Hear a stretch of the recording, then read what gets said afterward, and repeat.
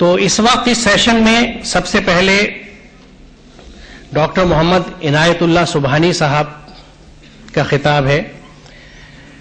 آپ کا میں بے حد شکر گزار ہوں کہ شانتا پورم کیرالہ سے آپ تشریف لائے ہیں. آپ نے تفسیر و قرآنی علوم میں امام محمد بن سعود یونیورسٹی سے ایم اے اور تفسیر و قرآنی علوم میں امام محمد بن سعود یونیورسٹی سے پی ایچ ڈی حاصل کی ہے. جامعۃ الفلاح میں 28 سال بحیثیت استاد رہے، پھر وہیں پرنسپل ہو گئے. University college of education Zanzibar میں پروفیسر اور اسلامک اسٹڈیز کے شعبے کے صدر رہے. جامعہ اسلامیہ شانتا پورم میں 8 سال سے ڈین فیکلٹی آف قرآن ہے. متعدد کتابوں کے مصنف ہے. البرہان فی نظام القرآن کے علاوہ کئی عربی کتب کے مصنف ہیں. آپ کی متعدد کتب عالم عرب میں بھی شائع ہوئی ہیں.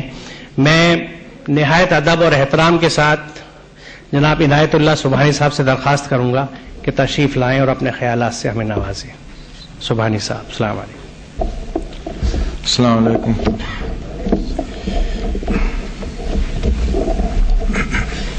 الحمد للہ رب العالمین والصلاة والسلام علی رسولہ الکریم وعلی آلہ واصحابہ اجمعین.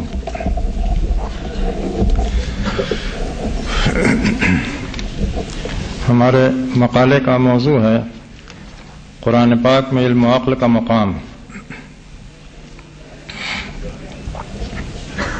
بسم اللہ الرحمن الرحیم. ہمارے کچھ علمی حلقوں کی طرف سے گاہے بگاہے یہ بات سننے میں آتی ہے کہ دین اور علم و عقل کے درمیان بیگانگی پائی جاتی ہے. دین کی دنیا الگ ہے، علم و عقل کی دنیا الگ ہے. یہ بات بالکل ایسی ہے جیسے یہ کہا جائے کہ سورج اور روشنی میں یا گلاب اور خوشبو میں بیگانگی پائی جاتی ہے. سچ کی دنیا الگ ہے، روشنی کی دنیا الگ ہے. یا گلاب کی دنیا الگ ہے، خوشبو کی دنیا الگ ہے. یہ بات دوسرے مذاہب اور دوسرے ادیان کے سلسلے میں ہو سکتا ہے صحیح ہو، لیکن دین اسلام کے سلسلے میں ذرا بھی صحیح نہیں ہے. اس لیے کہ ہاں معاملہ اس کے بالکل برعکس ہے. دین اسلام نے علم و عقل کو جتنی اہمیت دی ہے اتنی اہمیت کسی بھی دین و مذہب نے نہیں دی ہے. اور قرآن پاک میں عقل کا جتنا چرچا اور علم کی جتنی ترغیب ہے وہ کہیں اور ملنی مشکل ہے. مشکل نہیں، ناممکن ہے. قرآن پاک نے علم و عقل کو کتنی اہمیت دی ہے اس کا اندازہ لگانے کے لیے اس حقیقت کا استحضار کافی ہوگا کہ اس نے انسان کا تعارف اس حیثیت سے کرایا ہے کہ وہ اس زمین پر اللہ کا خلیفہ ہے. سورہ بقرہ میں ارشاد ہوتا ہے وَإِذْ قَالَ رَبُّكَ لِلْمَلَائِكَةِ إِنِّي جَاعِلٌ فِي الْأَرْضِ خَلِيفَةً. یاد کرو اس وقت کو جب تمہارے رب نے فرشتوں سے فرمایا میرا یہ فیصلہ ہے کہ زمین پر اپنا خلیفہ بناؤں گا. چنانچہ اس زمین پر انسان کا منصب یہ ہے کہ وہ اللہ کا خلیفہ ہے. زمین پر اللہ کا خلیفہ ہونے کا مطلب یہ ہے کہ یہ زمین اور اس کے تمام خزانے اس کے حوالے کر دیے گئے کہ وہ یہاں بے شمار نعمتوں کے سائے میں رہتے ہوئے ایک باعزت اور پرمسرت زندگی بسر کرے، اور جس مالک نے اسے یہ نعمتیں دی ہیں اس کی عظمت کے گن گائے، اس کی طاعت و بندگی میں خوشی محسوس کرے. اور اگر کوئی اپنے مالک کو بھول جاتا ہے یا اس سے سرکشی کرتا ہے تو اسے راہ راست پر لانے کی کوشش کرے.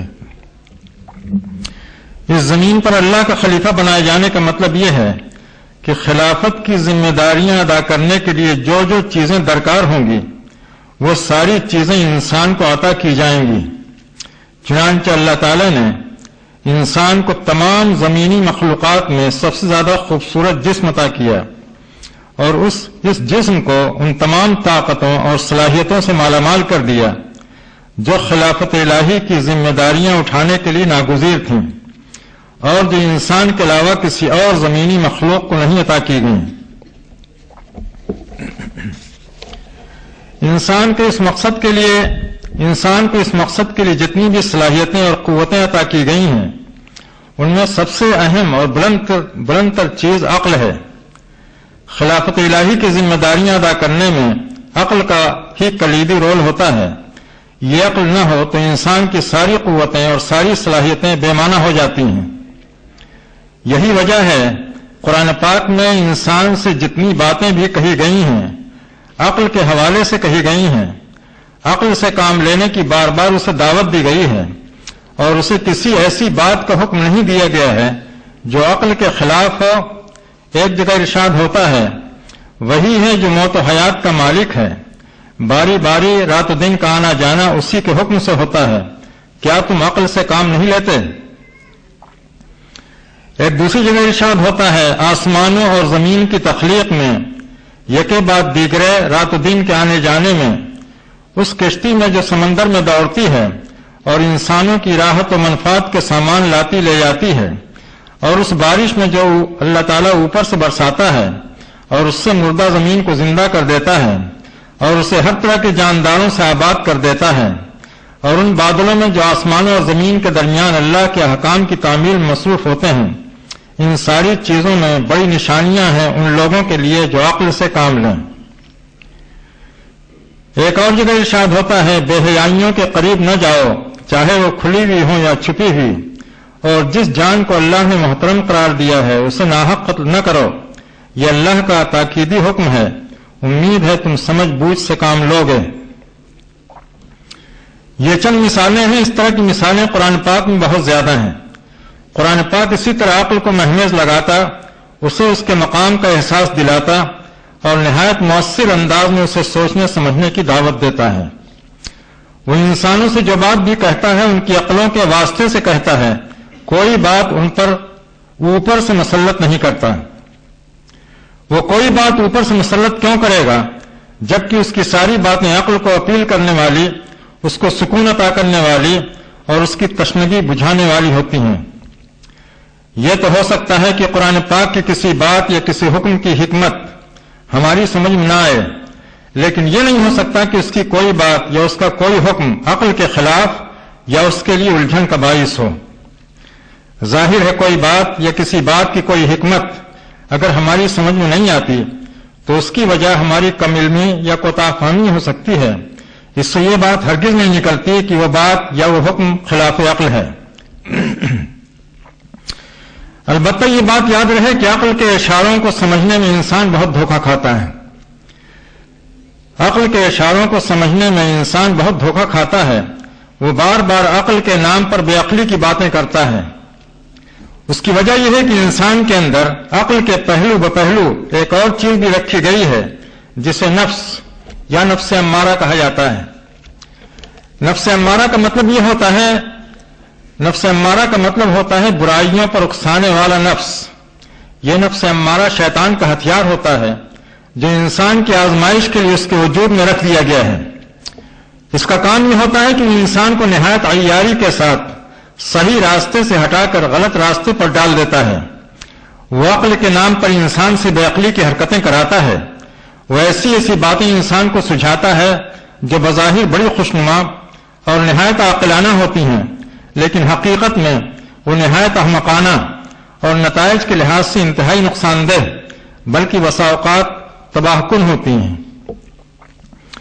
یہی نفس امارہ ہے جس کے بارے میں کہنے والے نے کہا ہے اور بہت صحیح کہا ہے، بڑے موذی کو مارا نفس امارہ کو گر مارا، نہنگو اژدہاؤ شیر نر مارا تو کیا مارا۔ عام طور سے یہ نفس امارہ انسانی عقل پر بری طرح حاوی ہو جاتا ہے اور اس طرح حاوی ہو جاتا ہے کہ انسان کو محسوس بھی نہیں ہوتا۔ اس وقت صورتحال یہ ہوتی ہے کہ وہ عقل کے پیچھے لٹھ لے کر دوڑتا ہے اور اس خوش فہمی میں رہتا ہے کہ وہ عقل کی جنگ لڑ رہا ہے اور ایوان عقل کے ستون مضبوط کر رہا ہے۔ اس نفس امارہ کی فتنہ سامانیوں اور تباہ کاریاں اس وقت دیکھنے کی ہوتی ہیں جب کوئی ایسا معاملہ درپیش ہو جس سے لوگوں کی محبتیں یا نفرتیں، مصلحتیں یا مضرتیں، دلچسپیاں یا بیزاریاں وابستہ ہوں۔ اس وقت یہ عاقل انسان عارضی جذبات سے مغلوب ہو کر خود اپنی عقل کا دشمن ہو جاتا اور مکمل طور سے نفس امارہ کا غلام بن جاتا ہے۔ یہ کوئی فرضی یا خیالی باتیں نہیں بلکہ واقعات کی دنیا میں عام طور سے یہی ہو رہا ہے۔ یہی وجہ ہے کہ یہ دور گرچہ اقلیت کا دور کہا جاتا ہے، لیکن زندگی کے بہت سے گوشوں میں عقل کی برکتوں سے یکسر محروم ہے۔ دین و مذہب کا معاملہ ہو یا باہمی معاملات و تعلقات کا، یا دوسروں کے ساتھ عدل و انصاف اور ان کے حقوق کی ادائیگی کا، اقلیت کے اس دور میں بھی انسان ان تمام باتوں میں عام طور سے جذبات سے بری طرح مغلوب ہو جاتا ہے۔ وہ عقل کا کوئی مشورہ سننے اور ماننے کا روادار نہیں ہوتا۔ یہ نفس امارہ کبھی تہذیب اور کلچر کی حفاظت کے روپ میں سامنے آتا ہے، کبھی قومی عزت اور ملکی مفاد کے روپ میں سامنے آتا ہے، کبھی خاندانی روایات اور خاندانی وقار کے روپ میں سامنے آتا ہے، کبھی مسلکی عصبیت یا مسلکی حمیت کے روپ میں سامنے آتا ہے، کبھی ذات برادری کے فرق و امتیاز کے روپ میں سامنے آتا ہے، کبھی دین دھرم سے وابستگی اور اس کے لیے قربانی کے روپ میں سامنے آتا ہے، کبھی دیش کی ترقی اور نیک نامی کے روپ میں سامنے آتا ہے، اور نہ جانے کن کن روپوں اور کیسے کیسے بھیسوں میں سامنے آتا ہے، اور اتنے تمطراق اور اتنے تنتنے کے ساتھ آتا ہے کہ عقل اس کے سامنے بالکل بے دست و پا ہو جاتی ہے، وہ نہایت بے بسی کے ساتھ اپنا سر پیٹ کے رہ جاتی ہے۔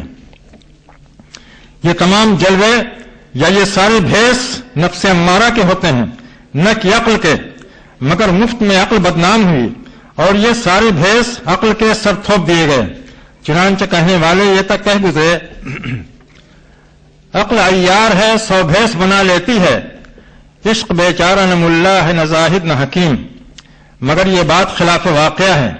صحیح بات یہ ہے کہ نفس عیار ہے، عقل عیار نہیں بلکہ نفس عیار ہے، 100 بھیس بنا لیتا ہے، اور نفس کی یہی عیاری عقل کے لیے سد راہ یا زنجیر پا ثابت ہوتی ہے۔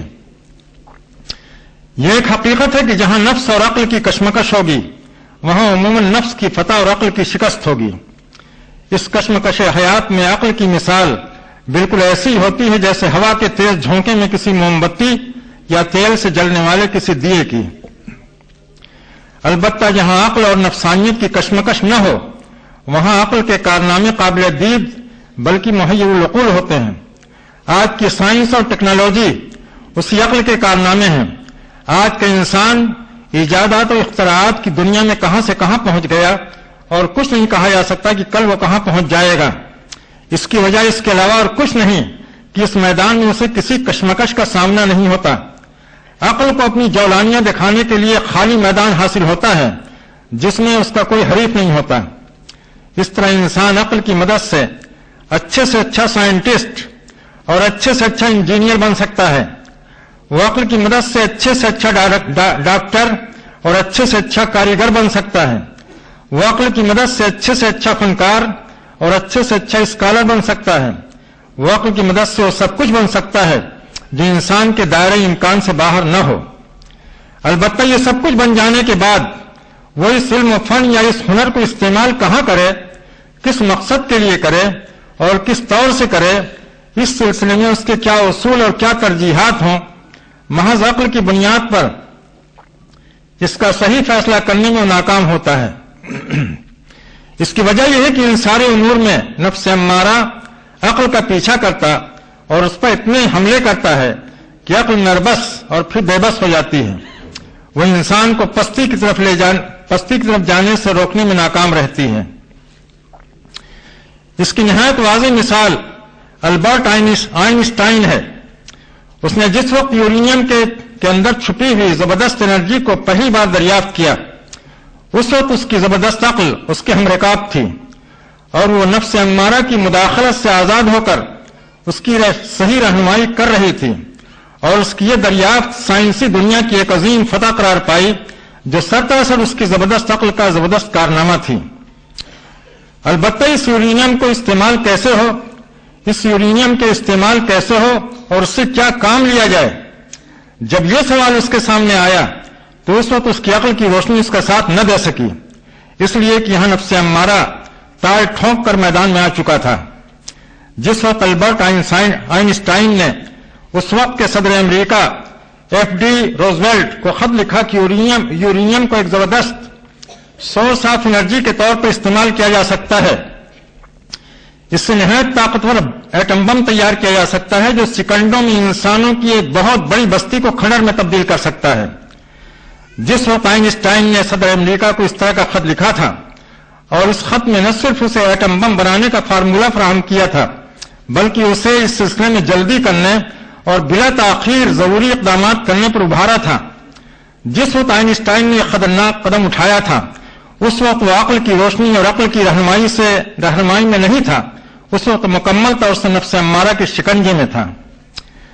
ظاہر ہے کوئی انسانی عقل کبھی اس بات کا مشورہ نہیں دے سکتی کہ کوئی ایسا ہتھیار یا کوئی ایسا بم تیار کیا جائے جو سیکنڈوں میں خوبصورت انسانی آبادیوں کو ویران کھنڈرات میں تبدیل کر دے اور ہزاروں لاکھوں بے گناہ انسانوں اور معصوم بچوں کو موت کی نیند سلا دے یا انہیں ذہنی اور جسمانی لحاظ سے بالکل بیکار کر کے چھوڑ دے۔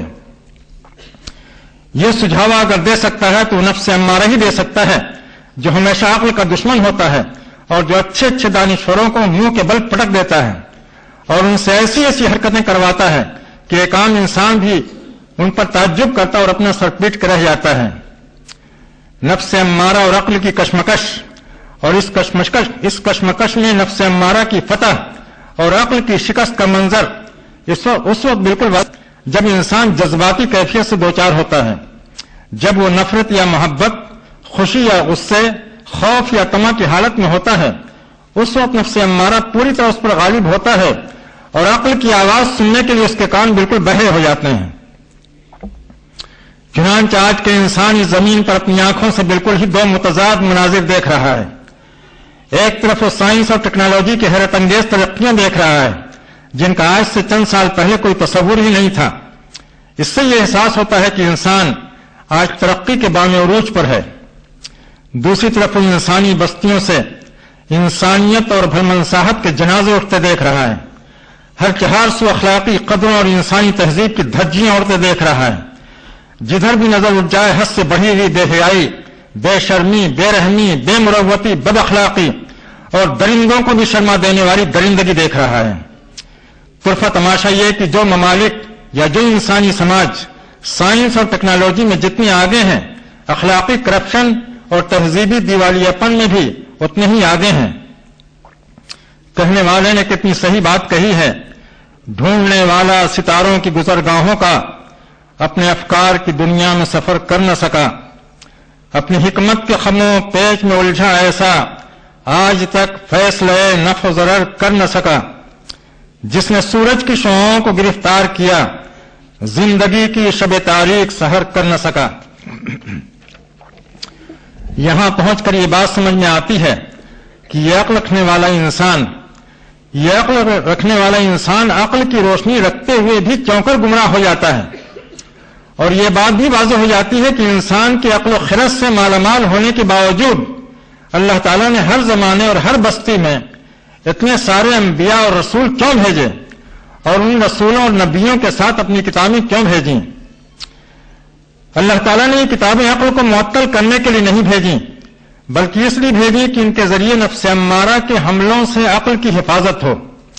چنانچہ اسی مقصد سے ہر دور اور ہر خطے میں اللہ کے نبی آتے رہے، وہ عقل کے دروازوں پر دستک دیتے رہے، وہ عقل کی بجھتی ہوئی قندیلوں کو اپنے خون جگر کے روغن سے روشن کرتے رہے۔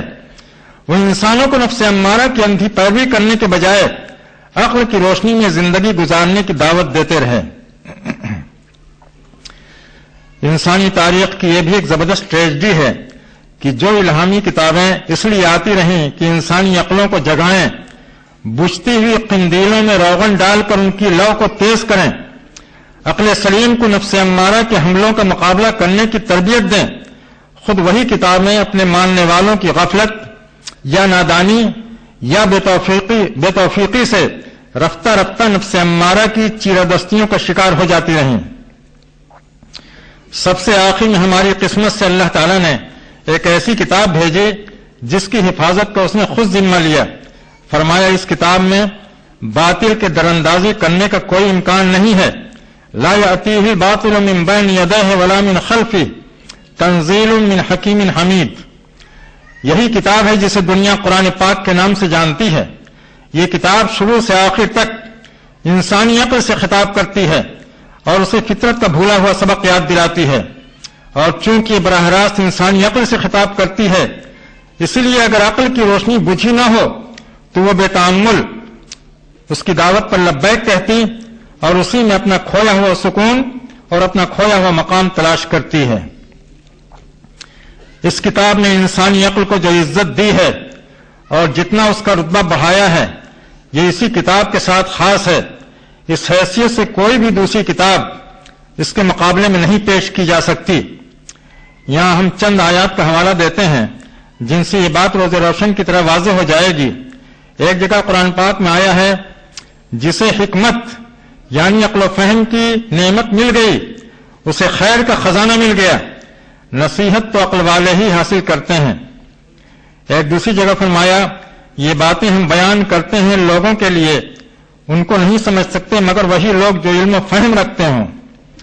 ایک تیسری جگہ فرمایا وہ جہنمی کہیں گے اگر ہم رسولوں کی باتیں سنتے یا عقل سے کام لیتے تو جہنم میں جانے والوں میں سے نہ ہوتے۔ ایک چوتھی جگہ فرمایا تم انہیں سمجھتے ہو کہ اکٹھے ہیں مگر ان کے دل پھٹے ہوئے ہیں، ایسا اس وجہ سے ہے کہ وہ عقل سے کام نہیں لے رہے ہیں۔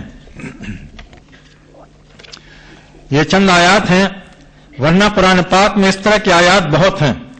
یہ آیات یہ واضح کرنے کے لیے کافی ہیں کہ قرآن پاک نے عقل انسانی کو بہت عزت دی ہے، قطع نظر اس سے کہ وہ کسی کافر و مشرک کی عقل ہو یا کسی حق پرست اور خدا پرست انسان کی، وہ کسی یہودی یا عیسائی کی عقل ہے یا کسی مومن و مسلم شخص کی۔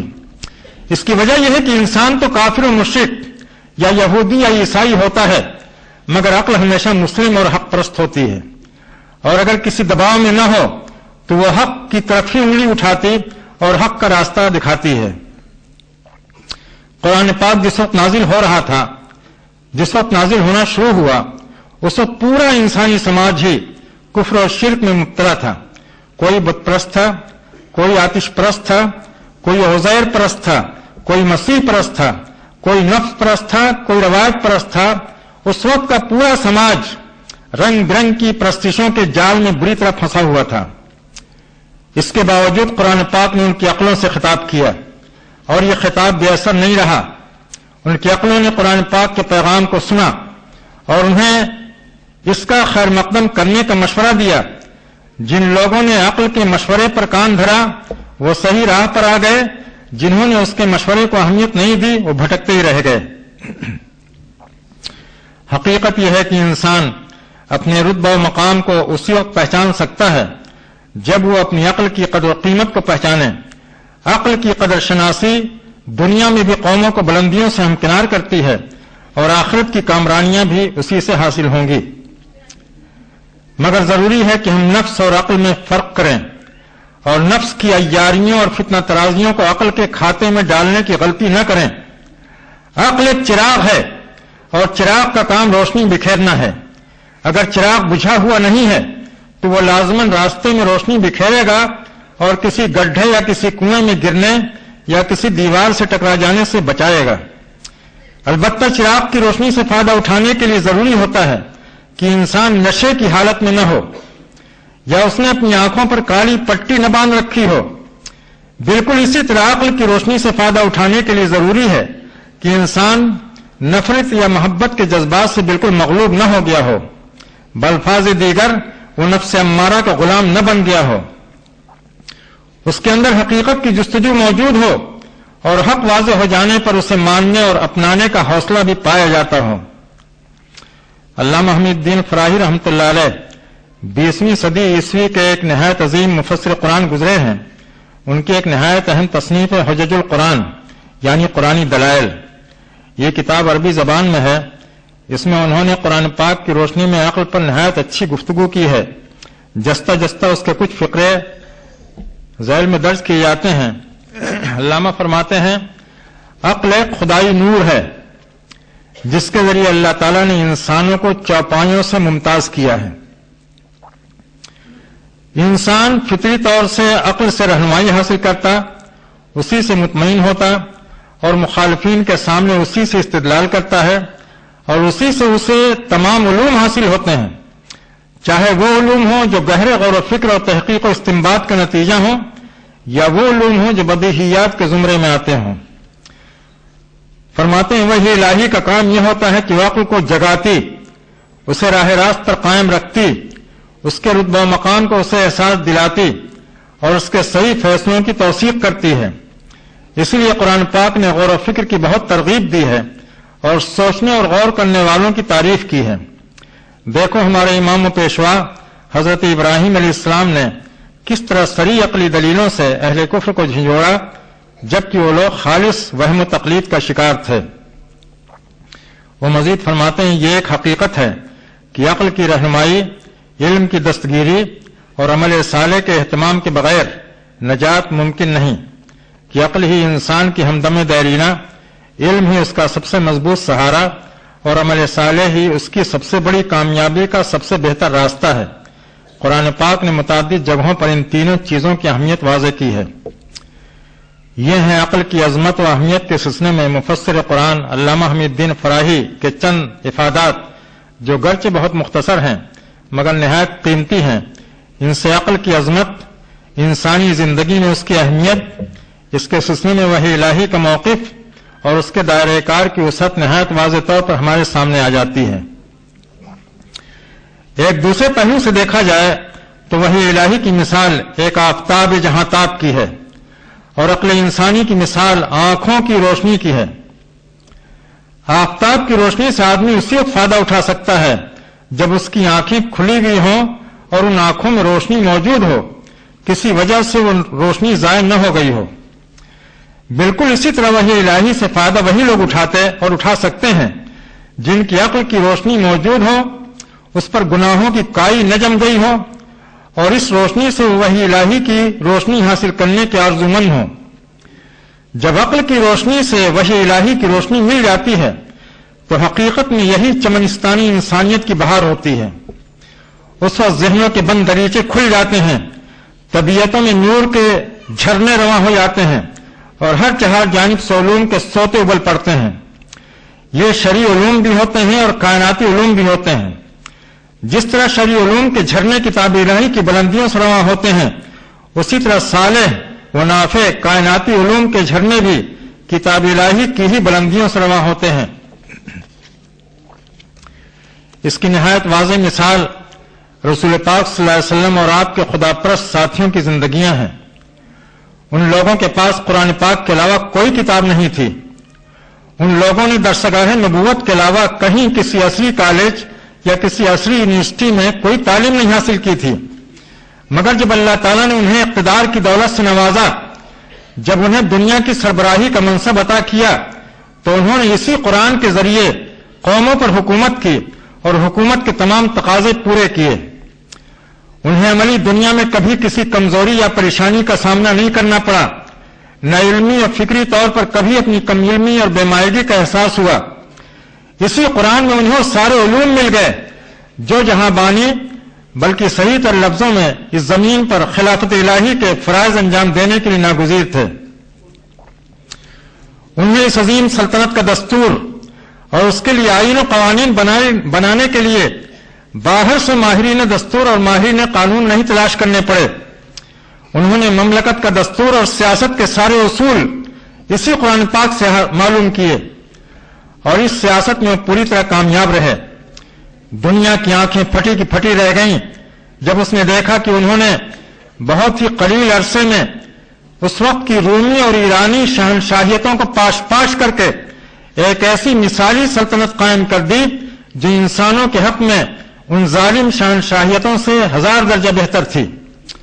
انہوں نے ایک ایسی سلطنت قائم کر دی جس میں ہر ایک شہری کو عزت اور ہر ایک کو پوری آزادی حاصل تھی، ہر ایک کو امن اور ہر ایک کو خوشحالی حاصل تھی، چاہے کوئی مسلم ہو یا کوئی غیر مسلم، کسی کے ساتھ کوئی ناانصافی یا کوئی زیادتی یا کسی طرح کی کوئی حق تلفی نہیں تھی۔ اس سلطنت میں عدل و انصاف کا ایسا دورہ تھا کہ خود غیر مسلموں نے اس بات کی گواہی دی کہ ان کی اپنی قوم کے لوگوں نے کبھی ایسی حکومت نہیں کی اور انہیں اپنوں کی حکومت میں کبھی وہ انصاف نہ مل سکا جو ان خدا پرستوں کی حکومت میں ملا۔ انہوں نے معاشیات کے سارے اصول اسی قرآن پاک سے دریافت کیے اور پورے ایشیا، افریقہ اور یورپ کے ایک بڑے حصے پر پھیلی ہوئی اس عظیم سلطنت میں ایسا معاشی نظام قائم کیا جو ہر ایک کی روزی روٹی کا کفیل تھا. اس سلطنت میں کوئی ایسا شخص ملنا مشکل تھا جو معاشی بدحالی کا شکار ہو. اس سلطنت میں ہر ایک کو اس کے حصے کی روزی ملتی تھی اور عزت کے ساتھ ملتی تھی. رسول پاک صلی اللہ علیہ وسلم کے دوسرے خلیفہ حضرت عمر فاروق نے خلافت سنبھالتے ہی ایک روز اپنی پبلک سے خطاب کرتے ہوئے فرمایا، لوگوں تمہیں اپنے حقوق حاصل کرنے کے لیے کوئی مشقت نہیں اٹھانی پڑے گی، بس ہمیں یہ اطلاع ہو جانی چاہیے، بس ہمیں یہ اطلاع ہو جانی کافی ہے کہ تمہاری یہ ضرورت یا تمہارے یہ حقوق ہیں. گھر بیٹھے بیٹھے تمہاری تمام ضرورتیں پوری ہو جائیں گی، تمہارے سارے حقوق ادا ہو جائیں گے. اس اسلامی مملکت کا تعلیمی نظام، تربیتی نظام، عدالتی نظام، فوجداری نظام، فوجی نظام، دفاعی نظام، تجارتی نظام، زراعتی نظام، داخلی نظام، خارجی نظام، ٹریفک نظام، مواصلاتی نظام، علاج معالجے کا نظام، اشیاء ضرورت کی تیاری اور فراہمی کا نظام، غرض ایک عظیم اسٹیٹ کی جتنی بھی ضرورتیں ہو سکتی ہیں، ان تمام ضرورتوں کی تکمیل کے لیے وہ مسلم امت کسی دوسرے کی محتاج نہیں رہی. قرآن پاک ان کی رہنمائی کے لیے کافی تھا. یہ قرآن پاک نہ صرف یہ کہ انسانی علوم یا کائناتی علوم کا مخالف نہیں، بلکہ وہ خود سارے علوم کا خزانہ ہے. وہ سارے علوم کے لیے ایک گائیڈ بک کی حیثیت رکھتا ہے. بظاہر وہ ایک سادہ سی کتاب معلوم ہوتا ہے، مگر حقیقت میں وہ علوم کا ناپیدا کنار سمندر ہے. قرآن پاک کی عظمت کا ایک خاص پہلو اور ہے، وہ انسانی عقل کو کائنات کی ایک ایک چیز پر غور و فکر کرنے کی دعوت دیتا ہے. وہ اسے تلاش و جستجو کا عادی بناتا ہے. مثال کے طور پر سورہ روم آیات 20-26 میں وہ کہتا ہے، یہ اس کی قدرت کی نشانیوں میں سے ہے کہ اس نے تمہیں مٹی سے پیدا کیا، پھر یکایک تم ہو گئے انسان سارے عالم میں پھیلے ہوئے. یہ بھی اس کی زبردست نشانی ہے کہ اس نے تمہارے لیے تمہاری ہی جنس سے تمہارے جوڑے بنائے تاکہ تم ان سے سکون حاصل کرو، اور تمہارے درمیان اس نے محبت اور ہمدردی پیدا کی. بلا شبہ اس میں بڑی نشانیاں ہیں لوگوں کے لیے جو غور و فکر کریں. اس کی زبردست نشانیوں میں سے آسمانوں اور زمین کی تخلیق بھی ہے. تمہاری الگ الگ زبانیں اور بھانت بھانت کے رنگ بھی ہیں. بے شک ان کے اندر بڑی نشانیاں ہیں جاننے والوں کے لیے. راتوں اور دن میں تمہارا سونا اور اس کا فضل حاصل کرنے کے لیے تمہارا جدوجہد کرنا، یہ بھی اس کی نشانیوں میں سے ہے. بے شک اس میں سوچنے کی بہت سے پہلو ہیں ان لوگوں کے لیے جو سنتے ہوں. اس کی نشانیوں میں سے یہ بھی ہے کہ تمہیں بجلی کی چمک دکھاتا ہے جس میں خوف کا پہلو بھی ہوتا ہے اور امید کی کرن بھی، اور وہ اوپر سے پانی برساتا ہے جس سے زمین میں زندگی کی لہر دوڑا دیتا ہے جبکہ زمین بالکل مردہ ہو چکی ہوتی ہے. بے شک اس میں بڑی نشانیاں ہیں ان لوگوں کے لیے جو عقل سے کام لیں. یہ بھی اس کی کتنی بڑی نشانی ہے کہ آسمان اور زمین اسی کے حکم سے قائم ہیں. پھر ایسا بھی ہوگا کہ وہ تمہیں ایک آواز دے گا اور تم زمین سے باہر آ جاؤ گے. آسمانوں اور زمین میں جو کچھ ہے اسی کا ہے، سب اسی کے آگے سرفگندہ ہیں. ایک ہی مقام پر وہ غور و فکر کے لیے خدا کی رحمت اور ربوبیت اور قدرت کے اتنے سارے جلوے سامنے رکھ دیتا ہے کہ انسان اگر غور کرے تو ہفتوں مہینوں اسی میں ڈوبا رہے. اس طرح قرآن پاک کی رہنمائی اور سرپرستی میں تربیت پانے والی عقل کے اندر بحث و تحقیق اور اختراع و ابتکار کی زبردست صلاحیت پیدا ہو جاتی ہے اور رفتہ رفتہ اس میں بلا کی زرخیزی آ جاتی ہے. قرن اول کے مسلمانوں نے چونکہ قرآن پاک کے ہی زیر سایہ تربیت پائی تھی، قرآن پاک ہی ان کا اوڑھنا بچھونا اور ان کے شب و روز کا ساتھی تھا، وہی ان کی روح کا سکون، ان کی آنکھوں کا نور اور ان کے ساز دل کا سب سے پیارا نغمہ تھا. اس وجہ سے قرآن پاک کی روشنی انہیں بھرپور طریقے سے حاصل ہوئی. انہوں نے ہر چیز قرآن پاک کی روشنی میں دیکھی اور قرآنی روشنی نے ان کے لیے کائنات کے سارے راز روشن کر دیے. اس طرح شرعی علوم کے پہلو بپہلو کائناتی علوم کے بھی سارے دروازے ان پر کھل گئے. یہ اسی قرآنی تربیت کا نتیجہ تھا کہ وہ اس دنیا میں سائنسی علوم کے بانی قرار پائے. اس مسلم امت سے پہلے دنیا میں کہیں سائنس کا وجود نہیں تھا. بس کچھ فارمولے تھے، کچھ ذہنی فارمولے تھے جو محض ظن و قیاس پر مبنی تھے. وہ کسی سائنسی تجربے سے نہیں گزرے تھے. یہ مسلم امت کی حقیقت پسندانہ جستجو تھی کہ انہوں نے اس وقت تک کسی فارمولے کو تسلیم نہیں کیا جب تک عملی تجربے کے مرحلے سے اسے گزار نہیں لیا. اس وقت یہ بات چھان بین کرنا سیکھا تھا. چنانچہ اس امت نے نہ صرف عقلی طور پر ان حقائق کا سراغ لگایا بلکہ عملاً انہیں تجربات کی دنیا سے گزار کر اپنی دریافتوں کے صحیح ہونے کا یقین حاصل کیا. یہاں یہ سوال کیا جا سکتا ہے کہ اگر مسلم امت نے سائنس اور سائنسی علوم کی داغ بیل ڈالی اور ان میدانوں میں انہوں نے کوئی قابل ذکر کام کیا ہے تو اس کا ثبوت کیا ہے؟ اس کے واضح ثبوت تاریخ کے صفحات میں موجود ہیں. بغداد کو خلیفہ معتصم باللہ کے زمانے میں یعنی 7ویں صدی ہجری میں تاتاریوں نے جب تاراج کیا ہے تو اس وقت وہاں دنیا کی سب سے بڑی لائبریری موجود تھی، مگر تاتاریوں نے اسلام دشمنی یا مسلم دشمنی میں وہ ساری کتابیں دریا دجلہ میں بہا دیں. اس سے 20 سال پہلے یعنی سن 636 ہجری میں جب صلیبیوں نے مسلم قرطبہ کو تاراج کیا اور وہاں مسلم خون کی ہولی کھیلی گئی تو انہوں نے قرطبہ کی لائبریری کو بھی آگ لگا دی جو اس وقت کی دنیا کی 3رے نمبر کی لائبریری تھی. حد یہ ہے کہ صلیبی لشکر کا ایک قسیس یا ربی جس کا نام کمبیس بتایا گیا ہے، اس نے قرطبہ کے میدان میں اسی موقع پر ایک ہی دن میں 80,000 کتابیں نظر آتش کر دیں. پھر قرطبہ کی تباہی کے 10 سال بعد یعنی 646 ہجری میں جب صلیبیوں نے اشبیلیا کو تباہ کیا ہے تو وہاں کے کتب خانے کو بھی انہوں نے نظر آتش کر دیا. قاہرہ کی عظیم لائبریری تھی جو مکتبہ دارالحکمت کے نام سے معروف تھی. تاریخ بتاتی ہے کہ اس میں 500,000 کتابیں تھیں جس کو کون سی زمین یا کون سا آسمان نگل گیا اس کا آج تک پتہ نہیں چل سکا. حقیقت یہ ہے کہ ڈاکٹر اقبال کی یہ دردانگیز اشعار اپنے اندر بڑی معنویت رکھتے ہیں. حکومت کا تو کیا رونا کہ وہ ایک عارضی شے تھی، نہیں دنیا کے آئینے مسلم سے کوئی چارہ، مگر وہ علم کے موتی کتابیں اپنے آبا کی، جو دیکھیں ان کو یورپ میں تو دل ہوتا ہے سپارہ. یہاں یہ سوال پیدا ہوتا ہے کہ اگر یہ ساری کتابیں جلا دی گئی تھیں یا دریائے دجلہ میں بہا دی گئی تھیں جیسا کہ تاریخ کا بیان ہے تو ڈاکٹر اقبال کو یورپ کی لائبریریوں میں اپنے آبا کی وہ کتابیں کہاں سے نظر آ گئیں؟ حقیقت یہ ہے کہ ایک تاریخی پروپیگنڈا ہے.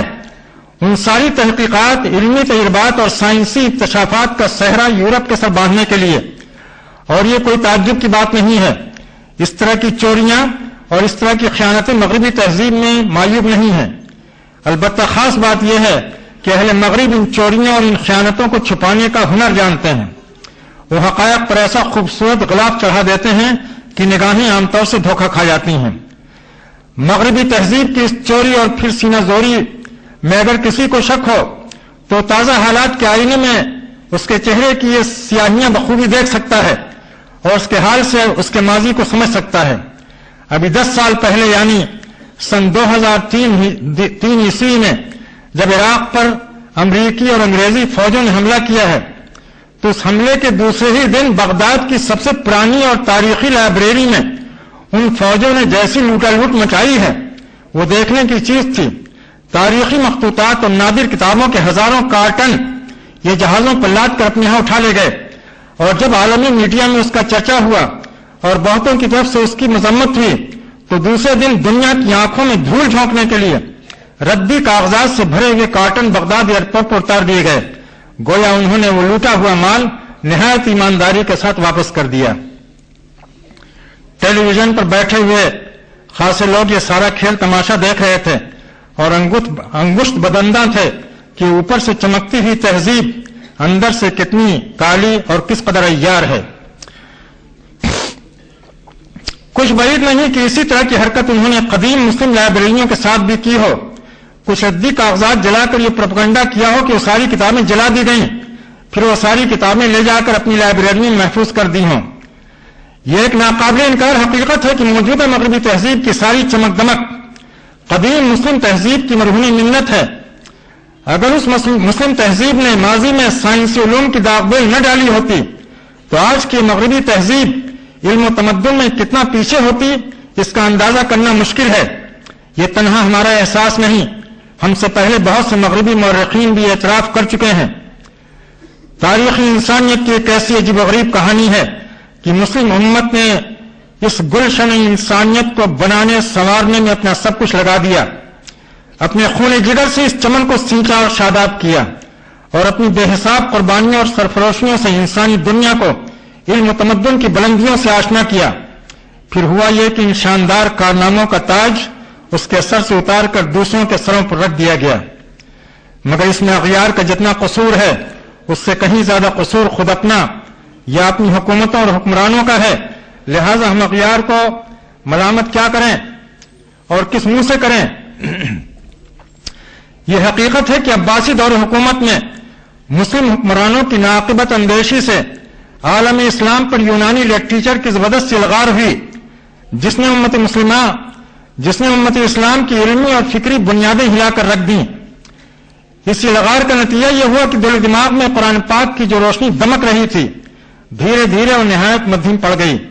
فرزندان اسلام کے سوچنے سمجھنے کے انداز بدل گئے، وہ ان افکار و مسائل میں الجھ گئے جو عقل مسلم کے لیے کسی کینسر سے کم خطرناک نہ تھے۔ چنانچہ رفتہ رفتہ عقل کی ساری زرخیزی اور صحت مندی ختم ہوتی گئی، ذہنوں پر بری طرح جمود کی کیفیت طاری ہو گئی، سینوں میں بلند ولولوں کی جو انگیٹھیاں دہک رہی تھیں وہ بجھ کر رہ گئیں۔ اس طرح وہ امت جس کی ایک زمانے سے سارے عالم میں دھوم مچی ہوئی تھی دیکھتے دیکھتے منظر سے غائب ہو گئی، اور اس طرح غائب ہوئی کہ پھر دوبارہ اسے ابھرنا نصیب نہ ہوا۔ اتنا ہی نہیں کہ وہ منظر سے غائب ہو گئی بلکہ اس کی سینکڑوں سالہ شاندار تاریخ بھی اندھیرے میں چلی گئی، یا یوں کہہ لیجیے کہ وہ دوسروں کی جھولی میں چلی گئی۔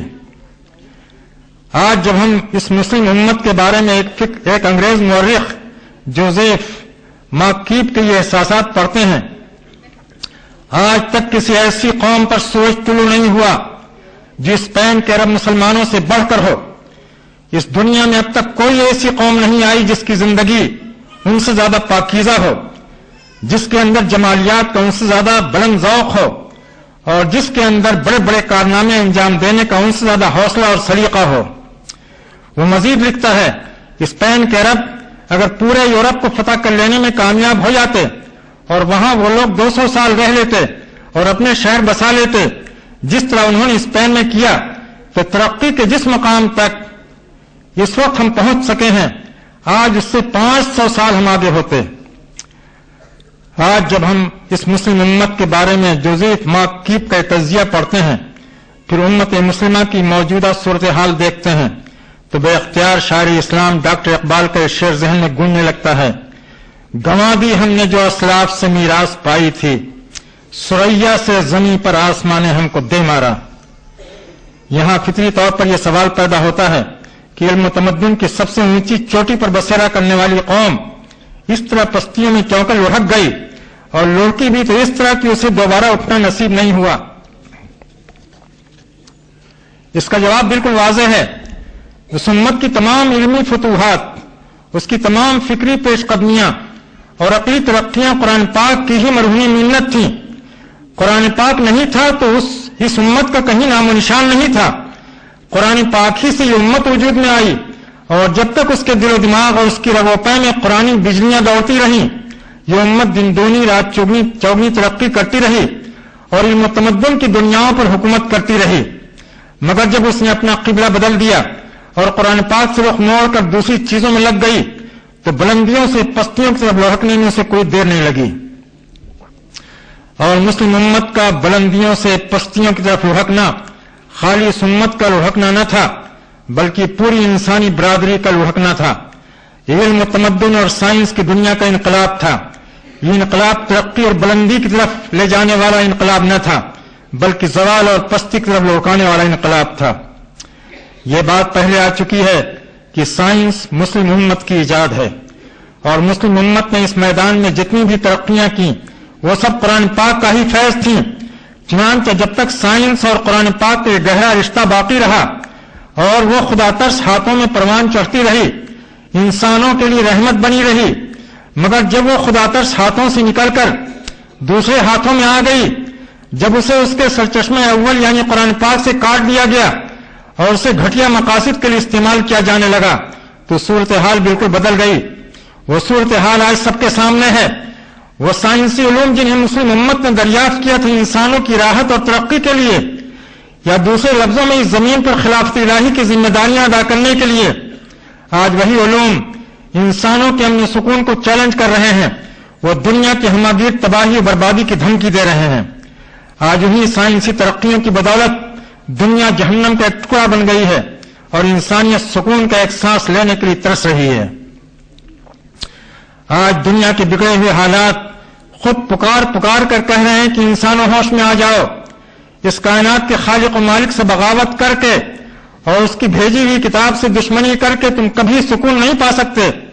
نہیں زندگی میں سکون پا سکتے ہو، نہیں زندگی کے بعد آنے والی دوسری زندگی میں. تمہارا علم و تمدن اس وقت تک تمہارے لیے باعث خیر و رحمت نہیں بن سکتا جب تک تم اسے کتاب الہی سے ہم آہنگ نہ کرو.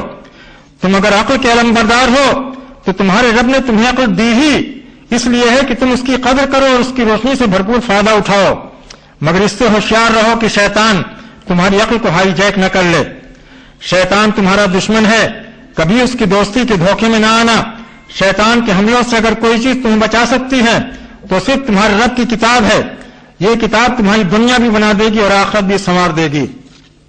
آج پوری دنیا کے دل دہلا دینے والے حالات اور ہوشربا حادثات اپنی خاموش زبان سے برابر یہ پیغام نشر کر رہے ہیں. کاش سننے والے کان اس پیغام کو سن سکتے. وآخر دعوانا الحمدللہ رب العالمین.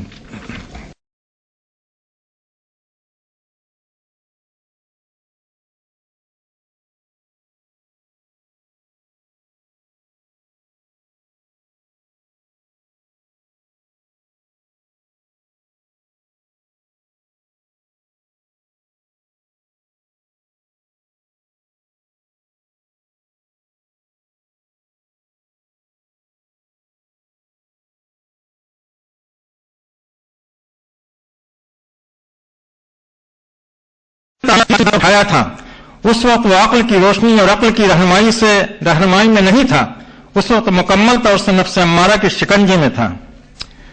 ظاہر ہے کوئی انسانی عقل کبھی اس بات کا مشورہ نہیں دے سکتی کہ کوئی ایسا ہتھیار یا کوئی ایسا بم تیار کیا جائے جو سیکنڈوں میں خوبصورت انسانی آبادیوں کو ویران کھنڈرات میں تبدیل کر دے اور ہزاروں لاکھوں بے گناہ انسانوں اور معصوم بچوں کو موت کی نیند سلا دے یا انہیں ذہنی اور جسمانی لحاظ سے بالکل بیکار کر کے چھوڑ دے. یہ سجھاوا اگر دے سکتا ہے تو وہ نفس امارہ ہی دے سکتا ہے جو ہمیشہ عقل کا دشمن ہوتا ہے اور جو اچھے اچھے دانشوروں کو منہ کے بل پٹک دیتا ہے اور ان سے ایسی ایسی حرکتیں کرواتا ہے کہ ایک عام انسان بھی ان پر تعجب کرتا اور اپنا سر پیٹ کر رہ جاتا ہے. نفس امارہ اور عقل کی کشمکش اور اس کشمکش میں نفس امارہ کی فتح اور عقل کی شکست کا منظر اس وقت بالکل جب انسان جذباتی کیفیت سے دوچار ہوتا ہے، جب وہ نفرت یا محبت، خوشی یا غصے، خوف یا طمع کی حالت میں ہوتا ہے. اس وقت نفس امارہ پوری طرح اس پر غالب ہوتا ہے اور عقل کی آواز سننے کے لیے اس کے کان بالکل بہرے ہو جاتے ہیں. چنانچہ آج کے انسان اس زمین پر اپنی آنکھوں سے بالکل ہی دو متضاد مناظر دیکھ رہا ہے. ایک طرف وہ سائنس اور ٹیکنالوجی کی حیرت انگیز ترقیاں دیکھ رہا ہے جن کا آج سے چند سال پہلے کوئی تصور ہی نہیں تھا. اس سے یہ احساس ہوتا ہے کہ انسان آج ترقی کے بام عروج پر ہے. دوسری طرف وہ انسانی بستیوں سے انسانیت اور بھرمنساہت کے جنازے اٹھتے دیکھ رہا ہے. ہر چہار سو اخلاقی قدروں اور انسانی تہذیب کی دھجیاں اڑتے دیکھ رہا ہے. جدھر بھی نظر اٹھ جائے حد سے بڑھی ہوئی بے حیائی، بے شرمی، بے رحمی، بے مروتی، بد اخلاقی اور درندوں کو بھی شرما دینے والی درندگی دیکھ رہا ہے. طرفہ تماشا یہ کہ جو ممالک یا جو انسانی سماج سائنس اور ٹیکنالوجی میں جتنے آگے ہیں، اخلاقی کرپشن اور تہذیبی دیوالیاپن میں بھی اتنے ہی آگے ہیں. کہنے والے نے کتنی صحیح بات کہی ہے، ڈھونڈنے والا ستاروں کی گزرگاہوں کا اپنے افکار کی دنیا میں سفر کر نہ سکا. اپنی حکمت کے خموں پیچ میں الجھا ایسا آج تک فیصلے نفع و ضرر کر نہ سکا. جس نے سورج کی شعاعوں کو گرفتار کیا، زندگی کی شب تاریک سحر کر نہ سکا. یہاں پہنچ کر یہ بات سمجھ میں آتی ہے کہ یہ عقل رکھنے والا انسان عقل کی روشنی رکھتے ہوئے بھی چونکر گمراہ ہو جاتا ہے اور یہ بات بھی واضح ہو جاتی ہے کہ انسان کی عقل و خرد سے مالا مال ہونے کے باوجود اللہ تعالیٰ نے ہر زمانے اور ہر بستی میں اتنے سارے انبیاء اور رسول کیوں بھیجے اور ان رسولوں اور نبیوں کے ساتھ اپنی کتابیں کیوں بھیجیں؟ اللہ تعالیٰ نے یہ کتابیں عقل کو معطل کرنے کے لیے نہیں بھیجیں، بلکہ اس لیے بھیجی کہ ان کے ذریعے نفس امارہ کے حملوں سے عقل کی حفاظت ہو۔ چنانچہ اسی مقصد سے ہر دور اور ہر خطے میں اللہ کے نبی آتے رہے، وہ عقل کے دروازوں پر دستک دیتے رہے، وہ عقل کی بجھتی ہوئی قندیلوں کو اپنے خون جگر کے روغن سے روشن کرتے رہے، وہ انسانوں کو نفس امارہ کی اندھی پیروی کرنے کے بجائے عقل کی روشنی میں زندگی گزارنے کی دعوت دیتے رہے۔ انسانی تاریخ کی یہ بھی ایک زبردست ٹریجڈی ہے کہ جو الہامی کتابیں اس لیے آتی رہیں کہ انسانی عقلوں کو جگائیں، بجھتی ہوئی قندیلوں میں روغن ڈال کر ان کی لو کو تیز کریں، عقل سلیم کو نفس امارہ کے حملوں کا مقابلہ کرنے کی تربیت دیں، خود وہی کتابیں اپنے ماننے والوں کی غفلت یا نادانی یا بے توفیقی سے رفتہ رفتہ نفس امارہ کی چیرادستیوں کا شکار ہو جاتی رہیں۔ سب سے آخر میں ہماری قسمت سے اللہ تعالیٰ نے ایک ایسی کتاب بھیجی جس کی حفاظت کا اس نے خود ذمہ لیا۔ فرمایا اس کتاب میں باطل کے دراندازی کرنے کا کوئی امکان نہیں ہے۔ لا یأتیہ الباطل من بین یدیہ ولا من خلفہ تنزیل من حکیم حمید۔ یہی کتاب ہے جسے دنیا قرآن پاک کے نام سے جانتی ہے۔ یہ کتاب شروع سے آخر تک انسانی عقل سے خطاب کرتی ہے اور اسے فطرت کا بھولا ہوا سبق یاد دلاتی ہے، اور چونکہ یہ براہ راست انسانی عقل سے خطاب کرتی ہے اس لیے اگر عقل کی روشنی بجھی نہ ہو تو وہ بے تأمل اس کی دعوت پر لبیک کہتی اور اسی میں اپنا کھویا ہوا سکون اور اپنا کھویا ہوا مقام تلاش کرتی ہے۔ اس کتاب نے انسانی عقل کو جو عزت دی ہے اور جتنا اس کا رتبہ بڑھایا ہے یہ اسی کتاب کے ساتھ خاص ہے۔ اس حیثیت سے کوئی بھی دوسری کتاب اس کے مقابلے میں نہیں پیش کی جا سکتی۔ یہاں ہم چند آیات کا حوالہ دیتے ہیں جن سے یہ بات روز روشن کی طرح واضح ہو جائے گی۔ ایک جگہ قرآن پاک میں آیا ہے جسے حکمت یعنی عقل و فہم کی نعمت مل گئی اسے خیر کا خزانہ مل گیا، نصیحت تو عقل والے ہی حاصل کرتے ہیں۔ ایک دوسری جگہ فرمایا یہ باتیں ہم بیان کرتے ہیں لوگوں کے لیے، ان کو نہیں سمجھ سکتے مگر وہی لوگ جو علم و فہم رکھتے ہوں۔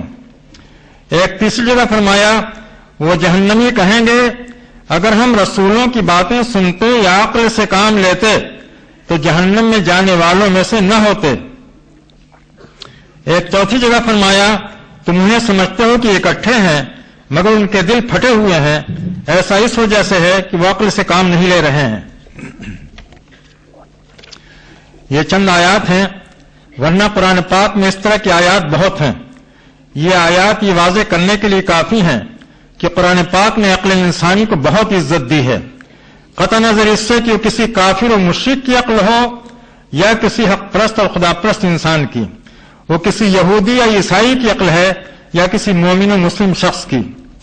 اس کی وجہ یہ ہے کہ انسان تو کافر و مشرک یا یہودی یا عیسائی ہوتا ہے مگر عقل ہمیشہ مسلم اور حق پرست ہوتی ہے، اور اگر کسی دباؤ میں نہ ہو تو وہ حق کی طرف ہی انگلی اٹھاتی اور حق کا راستہ دکھاتی ہے۔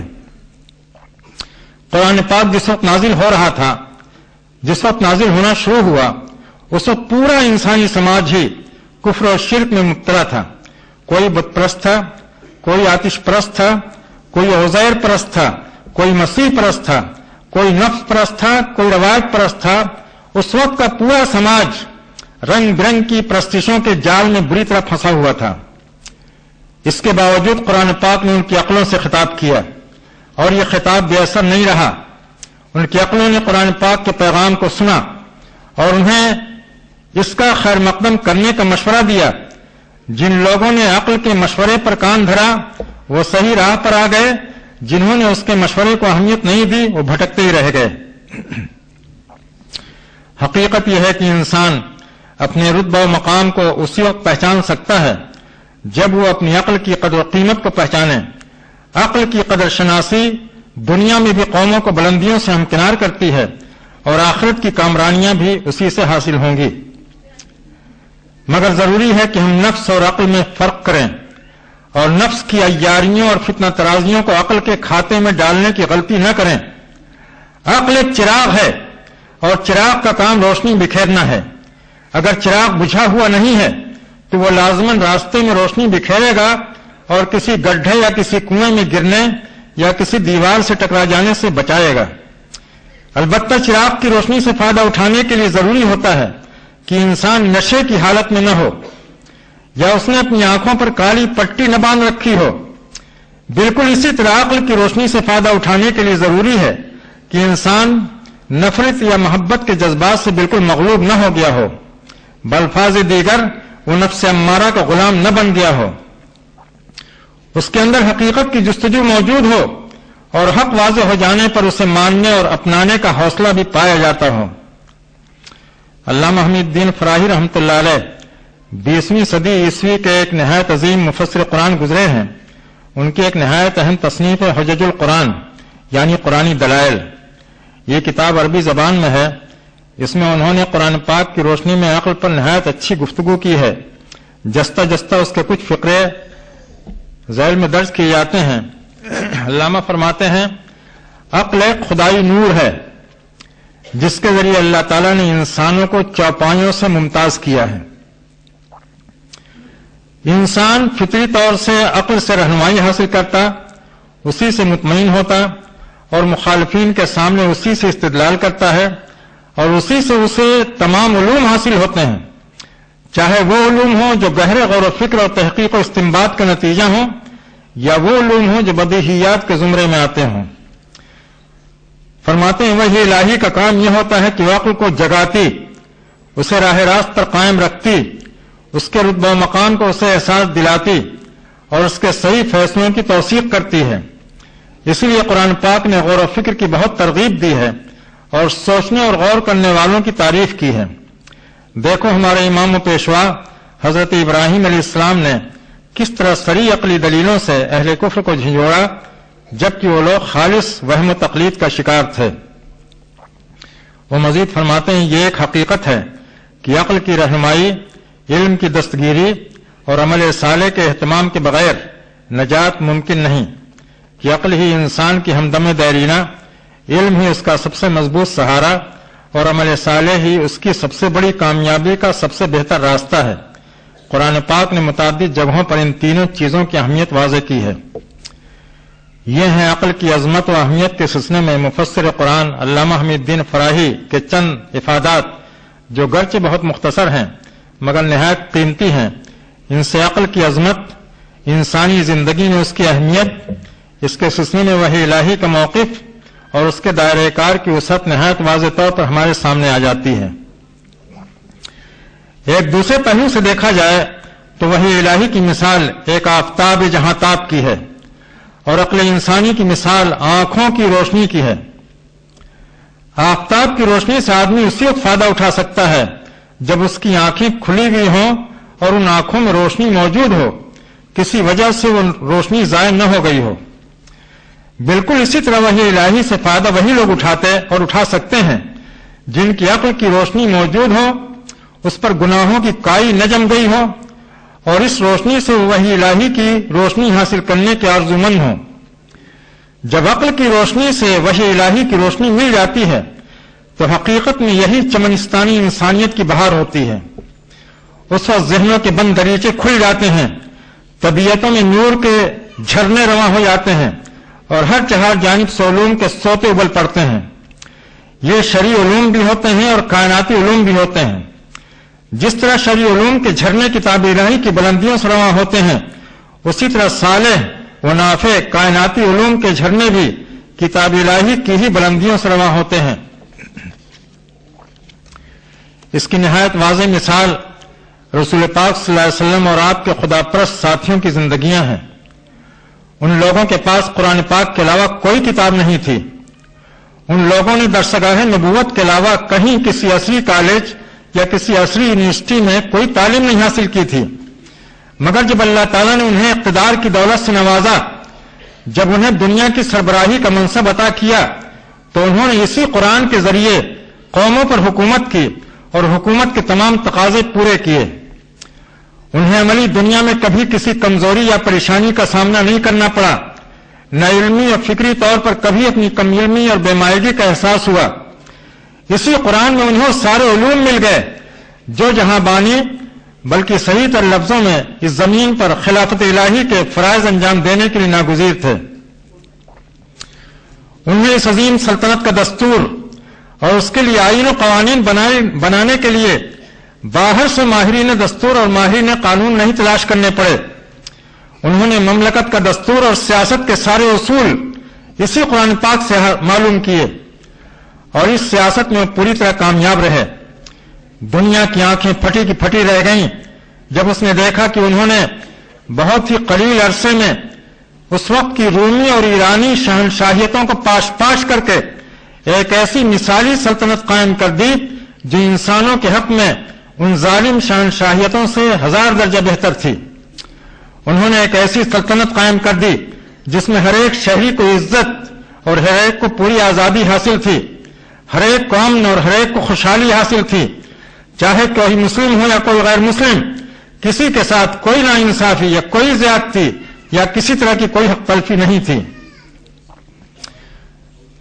اس سلطنت میں عدل و انصاف کا ایسا دورہ تھا کہ خود غیر مسلموں نے اس بات کی گواہی دی کہ ان کی اپنی قوم کے لوگوں نے کبھی ایسی حکومت نہیں کی اور انہیں اپنوں کی حکومت میں کبھی وہ انصاف نہ مل سکا جو ان خدا پرستوں کی حکومت میں ملا۔ انہوں نے معاشیات کے سارے اصول اسی قرآن پاک سے دریافت کیے اور پورے ایشیا، افریقہ اور یورپ کے ایک بڑے حصے پر پھیلی ہوئی اس عظیم سلطنت میں ایسا معاشی نظام قائم کیا جو ہر ایک کی روزی روٹی کا کفیل تھا۔ اس سلطنت میں کوئی ایسا شخص ملنا مشکل تھا جو معاشی بدحالی کا شکار ہو۔ اس سلطنت میں ہر ایک کو اس کے حصے کی روزی ملتی تھی اور عزت کے ساتھ ملتی تھی۔ رسول پاک صلی اللہ علیہ وسلم کے دوسرے خلیفہ حضرت عمر فاروق نے خلافت سنبھالتے ہی ایک روز اپنی پبلک سے خطاب کرتے ہوئے فرمایا، لوگوں تمہیں اپنے حقوق حاصل کرنے کے لیے کوئی مشقت نہیں اٹھانی پڑے گی، بس ہمیں یہ اطلاع ہو جانی چاہیے، بس ہمیں یہ اطلاع ہو جانی کافی ہے کہ تمہاری یہ ضرورت یا تمہاری یہ حقوق ہیں۔ گھر بیٹھے بیٹھے تمہاری تمام ضرورتیں پوری ہو جائیں گی، تمہارے سارے حقوق ادا ہو جائیں گے۔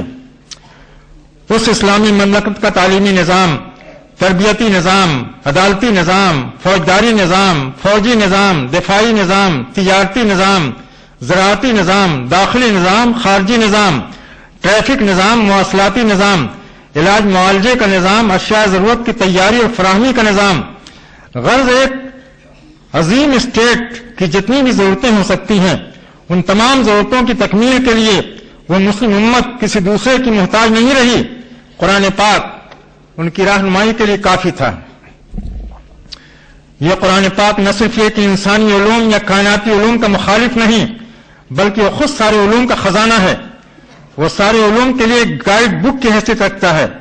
بظاہر وہ ایک سادہ سی کتاب معلوم ہوتا ہے مگر حقیقت میں وہ علوم کا ناپیدا کنار سمندر ہے۔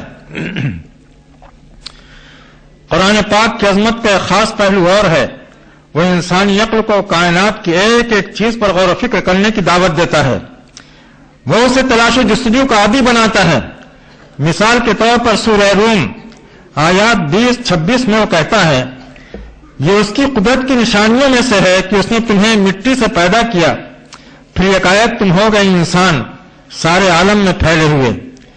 یہ بھی اس کی زبردست نشانی ہے کہ اس نے تمہارے لیے تمہاری ہی جنس سے تمہارے جوڑے بنائے تاکہ تم ان سے سکون حاصل کرو، اور تمہارے درمیان اس نے محبت اور ہمدردی پیدا کی۔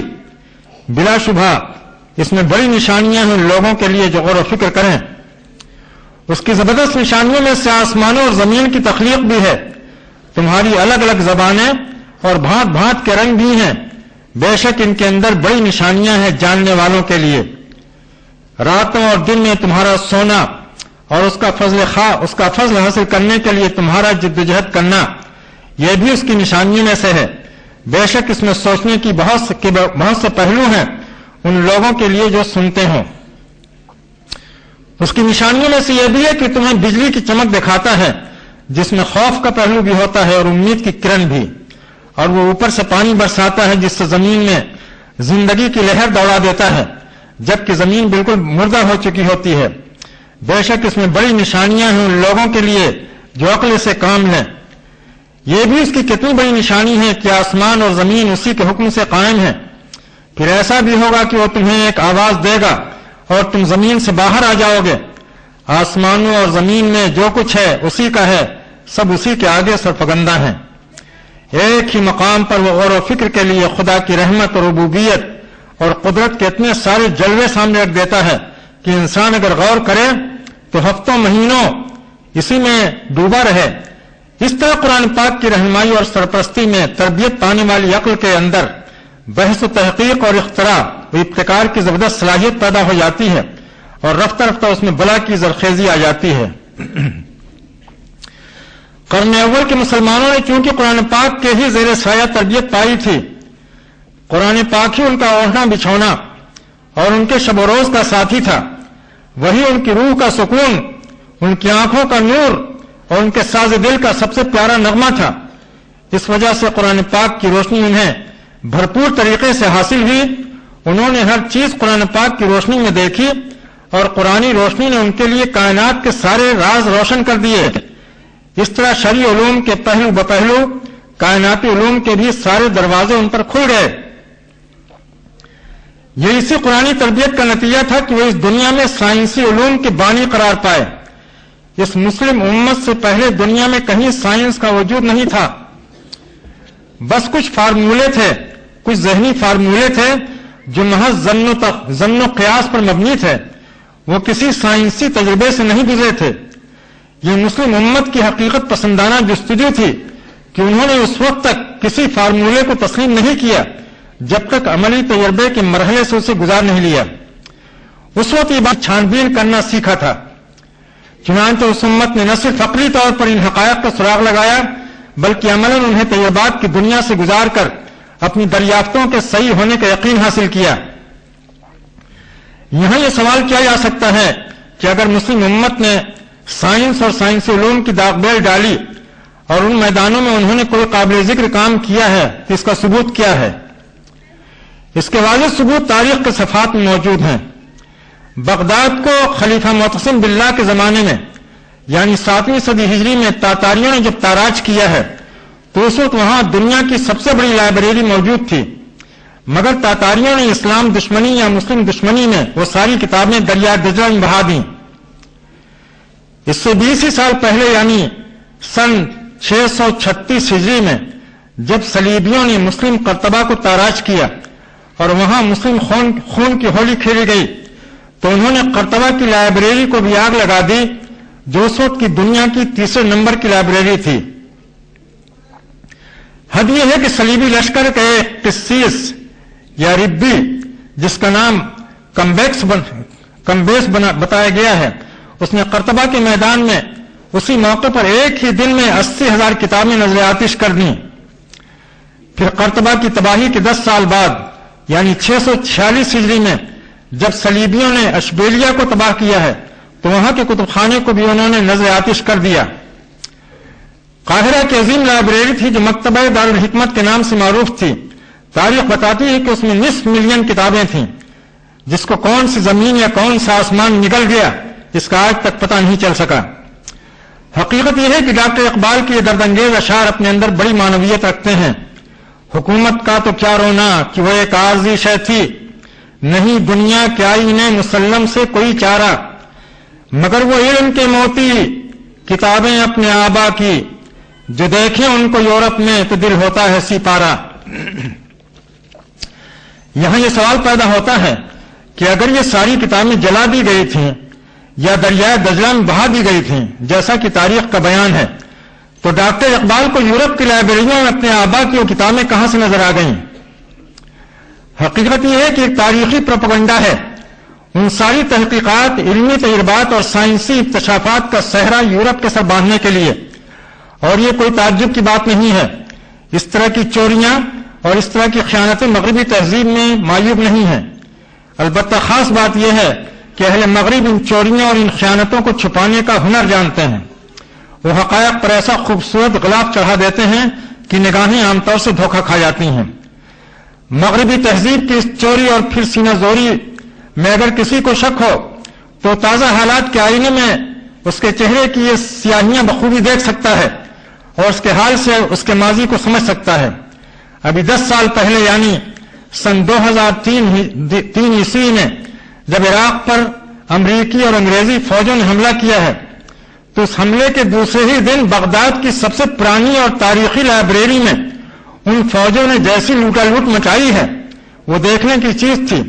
تاریخی مخطوطات اور نادر کتابوں کے ہزاروں کارٹن یہ جہازوں پر لاد کر اپنے یہاں اٹھا لے گئے، اور جب عالمی میڈیا میں اس کا چرچا ہوا اور بہتوں کی طرف سے اس کی مذمت ہوئی تو دوسرے دن دنیا کی آنکھوں میں دھول جھونکنے کے لیے ردی کاغذات سے بھرے ہوئے کارٹن بغداد ایئرپورٹ پر اتار دیے گئے، گویا انہوں نے وہ لوٹا ہوا مال نہایت ایمانداری کے ساتھ واپس کر دیا۔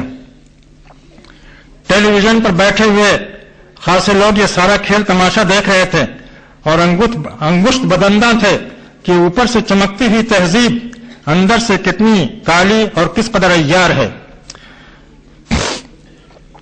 کچھ بعید نہیں کہ اسی طرح کی حرکت انہوں نے قدیم مسلم لائبریریوں کے ساتھ بھی کی ہو، کچھ ردی کاغذات جلا کر یہ پروپیگنڈا کیا ہو کہ وہ ساری کتابیں جلا دی گئیں، پھر وہ ساری کتابیں لے جا کر اپنی لائبریری میں محفوظ کر دی ہوں۔ یہ ایک ناقابل انکار حقیقت ہے کہ موجودہ مغربی تہذیب کی ساری چمک دمک قدیم مسلم تہذیب کی مرہون منت ہے۔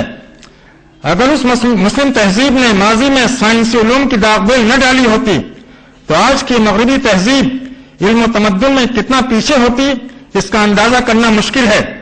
یہ تنہا ہمارا احساس نہیں، ہم سے پہلے بہت سے مغربی مورخین بھی اعتراف کر چکے ہیں۔ تاریخی انسانیت کی ایک ایسی عجیب و غریب کہانی ہے کہ مسلم امت نے اس گلشن انسانیت کو بنانے سنوارنے میں اپنا سب کچھ لگا دیا، اپنے خون جگر سے اس چمن کو سینچا اور شاداب کیا، اور اپنی بے حساب قربانیوں اور سرفروشیوں سے انسانی دنیا کو علم و تمدن کی بلندیوں سے آشنا کیا۔ پھر ہوا یہ کہ ان شاندار کارناموں کا تاج اس کے سر سے اتار کر دوسروں کے سروں پر رکھ دیا گیا، مگر اس میں اغیار کا جتنا قصور ہے اس سے کہیں زیادہ قصور خود اپنا یا اپنی حکومتوں اور حکمرانوں کا ہے۔ لہذا ہم اغیار کو ملامت کیا کریں اور کس منہ سے کریں؟ یہ حقیقت ہے کہ عباسی دور حکومت میں مسلم حکمرانوں کی ناقبت اندیشی سے عالم اسلام پر یونانی لٹریچر کی زبردست الغار ہوئی، جس نے امت اسلام کی علمی اور فکری بنیادیں ہلا کر رکھ دیں۔ اس الغار کا نتیجہ یہ ہوا کہ دل و دماغ میں قرآن پاک کی جو روشنی دمک رہی تھی دھیرے دھیرے اور نہایت مدھم پڑ گئی۔ فرزندان اسلام کے سوچنے سمجھنے کے انداز بدل گئے، وہ ان افکار و مسائل میں الجھ گئے جو عقل مسلم کے لیے کسی کینسر سے کم خطرناک نہ تھے۔ چنانچہ رفتہ رفتہ عقل کی ساری زرخیزی اور صحت مندی ختم ہوتی گئی، ذہنوں پر بری طرح جمود کی کیفیت طاری ہو گئی، سینوں میں بلند ولولوں کی جو انگیٹھیاں دہک رہی تھیں وہ بجھ کر رہ گئیں۔ اس طرح وہ امت جس کی ایک زمانے سے سارے عالم میں دھوم مچی ہوئی تھی دیکھتے دیکھتے منظر سے غائب ہو گئی، اور اس طرح غائب ہوئی کہ پھر دوبارہ اسے ابھرنا نصیب نہ ہوا۔ اتنا ہی نہیں کہ وہ منظر سے غائب ہو گئی بلکہ اس کی سینکڑوں سالہ شاندار تاریخ بھی اندھیرے میں چلی گئی، یا یوں کہہ لیجئے کہ وہ دوسروں کی جھولی میں چلی گئی۔ آج جب ہم اس مسلم امت کے بارے میں ایک انگریز مورخ جوزیف ماکیب کے یہ احساسات پڑھتے ہیں، آج تک کسی ایسی قوم پر سورج طلوع نہیں ہوا جو اسپین کے عرب مسلمانوں سے بڑھ کر ہو۔ اس دنیا میں اب تک کوئی ایسی قوم نہیں آئی جس کی زندگی ان سے زیادہ پاکیزہ ہو، جس کے اندر جمالیات کا ان سے زیادہ بلند ذوق ہو، اور جس کے اندر بڑے بڑے کارنامے انجام دینے کا ان سے زیادہ حوصلہ اور سلیقہ ہو۔ وہ مزید لکھتا ہے، اسپین کے عرب اگر پورے یورپ کو فتح کر لینے میں کامیاب ہو جاتے اور وہاں وہ لوگ 200 سال رہ لیتے اور اپنے شہر بسا لیتے جس طرح انہوں نے اسپین میں کیا، تو ترقی کے جس مقام تک اس وقت ہم پہنچ سکے ہیں آج اس سے 500 سال ہم آگے ہوتے۔ آج جب ہم اس مسلم امت کے بارے میں جوزیف ماکیب کا تجزیہ پڑھتے ہیں، پھر امت مسلمہ کی موجودہ صورتحال دیکھتے ہیں، تو بے اختیار شاعر اسلام ڈاکٹر اقبال کا شعر ذہن میں گونجنے لگتا ہے، گنوا دی ہم نے جو اسلاف سے میراث پائی تھی، سریا سے زمین پر آسمان نے ہم کو دے مارا۔ یہاں فطری طور پر یہ سوال پیدا ہوتا ہے کہ علم و تمدن کی سب سے اونچی چوٹی پر بسیرا کرنے والی قوم اس طرح پستیوں میں چونکر لڑک گئی اور لڑکی بھی تو اس طرح کہ اسے دوبارہ اٹھنا نصیب نہیں ہوا۔ اس کا جواب بالکل واضح ہے۔ اس امت کی تمام علمی فتوحات، اس کی تمام فکری پیش قدمیاں اور عقلی ترقیاں قرآن پاک کی ہی مرہون منت تھیں۔ قرآن پاک نہیں تھا تو اس امت کا کہیں نام و نشان نہیں تھا۔ قرآن پاک ہی سے یہ امت وجود میں آئی، اور جب تک اس کے دل و دماغ اور اس کی رگ و پے میں قرآن بجلیاں دوڑتی رہیں، یہ امت دن دونی رات چوگنی ترقی کرتی رہی اور علم و تمدن کی دنیاؤں پر حکومت کرتی رہی۔ مگر جب اس نے اپنا قبلہ بدل دیا اور قرآن پاک سے رخ موڑ کر دوسری چیزوں میں لگ گئی تو بلندیوں سے پستیوں کی طرف لڑکنے میں اسے کوئی دیر نہیں لگی۔ اور مسلم امت کا بلندیوں سے پستیوں کی طرف لڑکنا خالی اس امت کا لڑکنا نہ تھا، بلکہ پوری انسانی برادری کا لڑکنا تھا۔ یہ علم و تمدن اور سائنس کی دنیا کا انقلاب تھا۔ یہ انقلاب ترقی اور بلندی کی طرف لے جانے والا انقلاب نہ تھا، بلکہ زوال اور پستی کی طرف لوٹانے والا انقلاب تھا۔ یہ بات پہلے آ چکی ہے کہ سائنس مسلم امت کی ایجاد ہے، اور مسلم امت نے اس میدان میں جتنی بھی ترقیاں کی وہ سب قرآن پاک کا ہی فیض تھیں۔ چنانچہ جب تک سائنس اور قرآن پاک کا گہرا رشتہ باقی رہا اور وہ خدا ترس ہاتھوں میں پروان چڑھتی رہی، انسانوں کے لیے رحمت بنی رہی، مگر جب وہ خدا ترس ہاتھوں سے نکل کر دوسرے ہاتھوں میں آ گئی، جب اسے اس کے سرچشمہ اول یعنی قرآن پاک سے کاٹ دیا گیا اور اسے گھٹیا مقاصد کے لیے استعمال کیا جانے لگا، تو صورتحال بالکل بدل گئی۔ وہ صورتحال آج سب کے سامنے ہے۔ وہ سائنسی علوم جنہیں مسلم امت نے دریافت کیا تھا انسانوں کی راحت اور ترقی کے لیے، یا دوسرے لفظوں میں اس زمین پر خلافت الہی کی ذمہ داریاں ادا کرنے کے لیے، آج وہی علوم انسانوں کے امن و سکون کو چیلنج کر رہے ہیں۔ وہ دنیا کی ہماگیر تباہی و بربادی کی دھمکی دے رہے ہیں۔ آج انہی سائنسی ترقیوں کی بدولت دنیا جہنم کا ایک ٹکڑا بن گئی ہے اور انسانیت سکون کا ایک سانس لینے کے لیے ترس رہی ہے۔ آج دنیا کے بگڑے ہوئے حالات خود پکار کر کہہ رہے ہیں کہ انسانوں ہوش میں آ جاؤ۔ اس کائنات کے خالق و مالک سے بغاوت کر کے اور اس کی بھیجی ہوئی کتاب سے دشمنی کر کے تم کبھی سکون نہیں پا سکتے، نہیں زندگی میں سکون پا سکتے ہو، نہیں زندگی کے بعد آنے والی دوسری زندگی میں۔ تمہارا علم و تمدن اس وقت تک تمہارے لیے باعث خیر و رحمت نہیں بن سکتا جب تک تم اسے کتاب الہی سے ہم آہنگ نہ کرو۔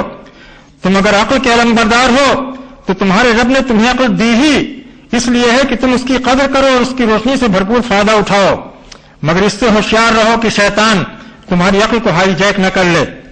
شیطان تمہارا دشمن ہے، کبھی اس کی دوستی کے دھوکے میں نہ آنا۔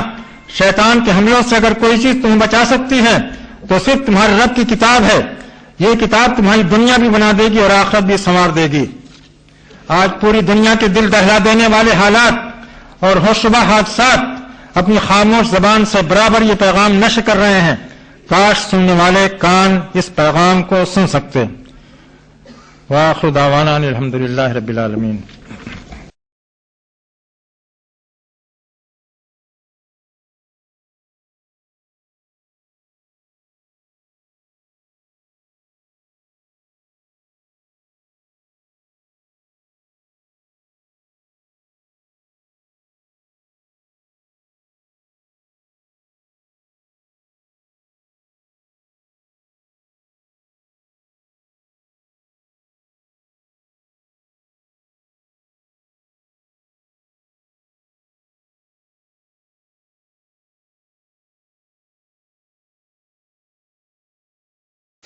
ہو جانی چاہیے، یہ ہو جانی، بس ہمیں یہ اطلاع ہو جانی کافی ہے کہ تمہاری یہ ضرورت یا تمہارے یہ حقوق ہیں۔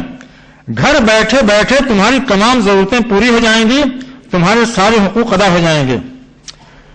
اس اسلامی مملکت کا تعلیمی نظام، تربیتی نظام، عدالتی نظام، فوجداری نظام، فوجی نظام، دفاعی نظام، تجارتی نظام، زراعتی نظام، داخلی نظام، خارجی نظام، ٹریفک نظام، مواصلاتی نظام، علاج معالجے کا نظام، اشیاء ضرورت کی تیاری اور فراہمی کا نظام، غرض ایک عظیم اسٹیٹ کی جتنی بھی ضرورتیں ہو سکتی ہیں، ان تمام ضرورتوں کی تکمیل کے لیے وہ مسلم امت کسی دوسرے کی محتاج نہیں رہی۔ قرآن پاک ان کی رہنمائی کے لیے کافی تھا۔ یہ قرآن پاک نہ صرف یہ کہ انسانی علوم یا کائناتی علوم کا مخالف نہیں، بلکہ وہ خود سارے علوم کا خزانہ ہے. وہ سارے علوم کے لیے گائیڈ بک کی حیثیت رکھتا ہے. بظاہر وہ ایک سادہ سی کتاب معلوم ہوتا ہے، مگر حقیقت میں وہ علوم کا ناپیدا کنار سمندر ہے. قرآن پاک کی عظمت کا ایک خاص پہلو اور ہے، وہ انسانی عقل کو کائنات کی ایک ایک چیز پر غور و فکر کرنے کی دعوت دیتا ہے. وہ اسے تلاش و جستجو کا عادی بناتا ہے. مثال کے طور پر سورہ روم آیات 20-26 میں وہ کہتا ہے، یہ اس کی قدرت کی نشانیوں میں سے ہے کہ اس نے تمہیں مٹی سے پیدا کیا، پھر یکایک تم ہو گئے انسان سارے عالم میں پھیلے ہوئے. یہ بھی اس کی زبردست نشانی ہے کہ اس نے تمہارے لیے تمہاری ہی جنس سے تمہارے جوڑے بنائے تاکہ تم ان سے سکون حاصل کرو، اور تمہارے درمیان اس نے محبت اور ہمدردی پیدا کی. بلا شبہ اس میں بڑی نشانیاں ہیں لوگوں کے لیے جو غور و فکر کریں. اس کی زبردست نشانیوں میں سے آسمانوں اور زمین کی تخلیق بھی ہے. تمہاری الگ الگ زبانیں اور بھانت بھانت کے رنگ بھی ہیں. بے شک ان کے اندر بڑی نشانیاں ہیں جاننے والوں کے لیے. راتوں اور دن میں تمہارا سونا اور اس کا فضل حاصل کرنے کے لیے تمہارا جدوجہد کرنا، یہ بھی اس کی نشانیوں میں سے ہے. بے شک اس میں سوچنے کی بہت سے پہلو ہیں ان لوگوں کے لیے جو سنتے ہوں. اس کی نشانیوں میں سے یہ بھی ہے کہ تمہیں بجلی کی چمک دکھاتا ہے جس میں خوف کا پہلو بھی ہوتا ہے اور امید کی کرن بھی، اور وہ اوپر سے پانی برساتا ہے جس سے زمین میں زندگی کی لہر دوڑا دیتا ہے جبکہ زمین بالکل مردہ ہو چکی ہوتی ہے. بے شک اس میں بڑی نشانیاں ہیں ان لوگوں کے لیے جو عقل سے کام لیں. یہ بھی اس کی کتنی بڑی نشانی ہے کہ آسمان اور زمین اسی کے حکم سے قائم ہیں. پھر ایسا بھی ہوگا کہ وہ تمہیں ایک آواز دے گا اور تم زمین سے باہر آ جاؤ گے. آسمانوں اور زمین میں جو کچھ ہے اسی کا ہے، سب اسی کے آگے سرفگندہ ہیں. ایک ہی مقام پر وہ غور و فکر کے لیے خدا کی رحمت اور ربوبیت اور قدرت کے اتنے سارے جلوے سامنے رکھ دیتا ہے کہ انسان اگر غور کرے تو ہفتوں مہینوں اسی میں ڈوبا رہے. اس طرح قرآن پاک کی رہنمائی اور سرپرستی میں تربیت پانے والی عقل کے اندر بحث و تحقیق اور اختراع و ابتکار کی زبردست صلاحیت پیدا ہو جاتی ہے اور رفتہ رفتہ اس میں بلا کی زرخیزی آ جاتی ہے. قرن اول کے مسلمانوں نے چونکہ قرآن پاک کے ہی زیر سایہ تربیت پائی تھی، قرآن پاک ہی ان کا اوڑھنا بچھونا اور ان کے شب و روز کا ساتھی تھا. وہی ان کی روح کا سکون، ان کی آنکھوں کا نور اور ان کے ساز دل کا سب سے پیارا نغمہ تھا. اس وجہ سے قرآن پاک کی روشنی انہیں بھرپور طریقے سے حاصل ہوئی. انہوں نے ہر چیز قرآن پاک کی روشنی میں دیکھی اور قرآنی روشنی نے ان کے لیے کائنات کے سارے راز روشن کر دیے. اس طرح شرعی علوم کے پہلو بپہلو کائناتی علوم کے بھی سارے دروازے ان پر کھل گئے. یہ اسی قرآنی تربیت کا نتیجہ تھا کہ وہ اس دنیا میں سائنسی علوم کے بانی قرار پائے. اس مسلم امت سے پہلے دنیا میں کہیں سائنس کا وجود نہیں تھا. بس کچھ فارمولے تھے، کچھ ذہنی فارمولے تھے جو محض ظن و قیاس پر مبنی تھے. وہ کسی سائنسی تجربے سے نہیں گزرے تھے. یہ مسلم امت کی حقیقت پسندانہ جستجو تھی کہ انہوں نے اس وقت تک کسی فارمولے کو تسلیم نہیں کیا جب تک عملی تجربے کے مرحلے سے اسے گزار نہیں لیا. اس وقت یہ بات چھان بین کرنا سیکھا تھا. چنانچہ اس امت نے نہ صرف عقلی طور پر ان حقائق کا سراغ لگایا بلکہ عملاً انہیں تجربات کی دنیا سے گزار کر اپنی دریافتوں کے صحیح ہونے کا یقین حاصل کیا. یہاں یہ سوال کیا جا سکتا ہے کہ اگر مسلم امت نے سائنس اور سائنسی علوم کی داغ بیل ڈالی اور ان میدانوں میں انہوں نے کوئی قابل ذکر کام کیا ہے تو اس کا ثبوت کیا ہے؟ اس کے واضح ثبوت تاریخ کے صفحات میں موجود ہیں. بغداد کو خلیفہ معتصم باللہ کے زمانے میں یعنی 7ویں صدی ہجری میں تاتاریوں نے جب تاراج کیا ہے تو اس وقت وہاں دنیا کی سب سے بڑی لائبریری موجود تھی، مگر تاتاریوں نے اسلام دشمنی یا مسلم دشمنی میں وہ ساری کتابیں دریا دجلہ میں بہا دیں. اس سے 20 سال پہلے یعنی سن 636 ہجری میں جب صلیبیوں نے مسلم قرطبہ کو تاراج کیا اور وہاں مسلم خون کی ہولی کھیلی گئی تو انہوں نے قرطبہ کی لائبریری کو بھی آگ لگا دی جو اس وقت کی دنیا کی 3رے نمبر کی لائبریری تھی. حد یہ ہے کہ صلیبی لشکر کا ایک قسیس یا ربی جس کا نام کمبیس بتایا گیا ہے، اس نے قرطبہ کے میدان میں اسی موقع پر ایک ہی دن میں 80,000 کتابیں نظر آتش کر دیں. پھر قرطبہ کی تباہی کے 10 سال بعد یعنی 646 ہجری میں جب صلیبیوں نے اشبیلیا کو تباہ کیا ہے تو وہاں کے کتب خانے کو بھی انہوں نے نظر آتش کر دیا. قاہرہ کی عظیم لائبریری تھی جو مکتبہ دارالحکمت کے نام سے معروف تھی. تاریخ بتاتی ہے کہ اس میں 500,000 کتابیں تھیں، جس کو کون سی زمین یا کون سا آسمان نکل گیا اس کا آج تک پتہ نہیں چل سکا. حقیقت یہ ہے کہ ڈاکٹر اقبال کے یہ دردانگیز اشعار اپنے اندر بڑی معنویت رکھتے ہیں. حکومت کا تو کیا رونا کہ وہ ایک عارضی شے تھی، نہیں دنیا کے آئین مسلم سے کوئی چارہ، مگر وہ علم کے موتی کتابیں اپنے آبا کی، جو دیکھیں ان کو یورپ میں تو دل ہوتا ہے سپارہ. یہاں یہ سوال پیدا ہوتا ہے کہ اگر یہ ساری کتابیں جلا دی گئی تھیں یا دریائے دجلہ میں بہا دی گئی تھیں جیسا کہ تاریخ کا بیان ہے، تو ڈاکٹر اقبال کو یورپ کی لائبریریوں میں اپنے آبا کی وہ کتابیں کہاں سے نظر آ گئیں؟ حقیقت یہ ہے کہ ایک تاریخی پروپیگنڈا ہے. ان ساری تحقیقات، علمی تجربات اور سائنسی اکتشافات کا صحرا یورپ کے سر باندھنے کے لیے، اور یہ کوئی تعجب کی بات نہیں ہے. اس طرح کی چوریاں اور اس طرح کی خیانتیں مغربی تہذیب میں معیوب نہیں ہیں. البتہ خاص بات یہ ہے کہ اہل مغرب ان چوریوں اور ان خیانتوں کو چھپانے کا ہنر جانتے ہیں. وہ حقائق پر ایسا خوبصورت غلاف چڑھا دیتے ہیں کہ نگاہیں عام طور سے دھوکہ کھا جاتی ہیں. مغربی تہذیب کی اس چوری اور پھر سینہ زوری میں اگر کسی کو شک ہو تو تازہ حالات کے آئینے میں اس کے چہرے کی یہ سیاہیاں بخوبی دیکھ سکتا ہے اور اس کے حال سے اس کے ماضی کو سمجھ سکتا ہے. ابھی 10 سال پہلے یعنی سن 2003 عیسوی میں جب عراق پر امریکی اور انگریزی فوجوں نے حملہ کیا ہے تو اس حملے کے دوسرے ہی دن بغداد کی سب سے پرانی اور تاریخی لائبریری میں ان فوجوں نے جیسی لوٹا لوٹ مچائی ہے وہ دیکھنے کی چیز تھی.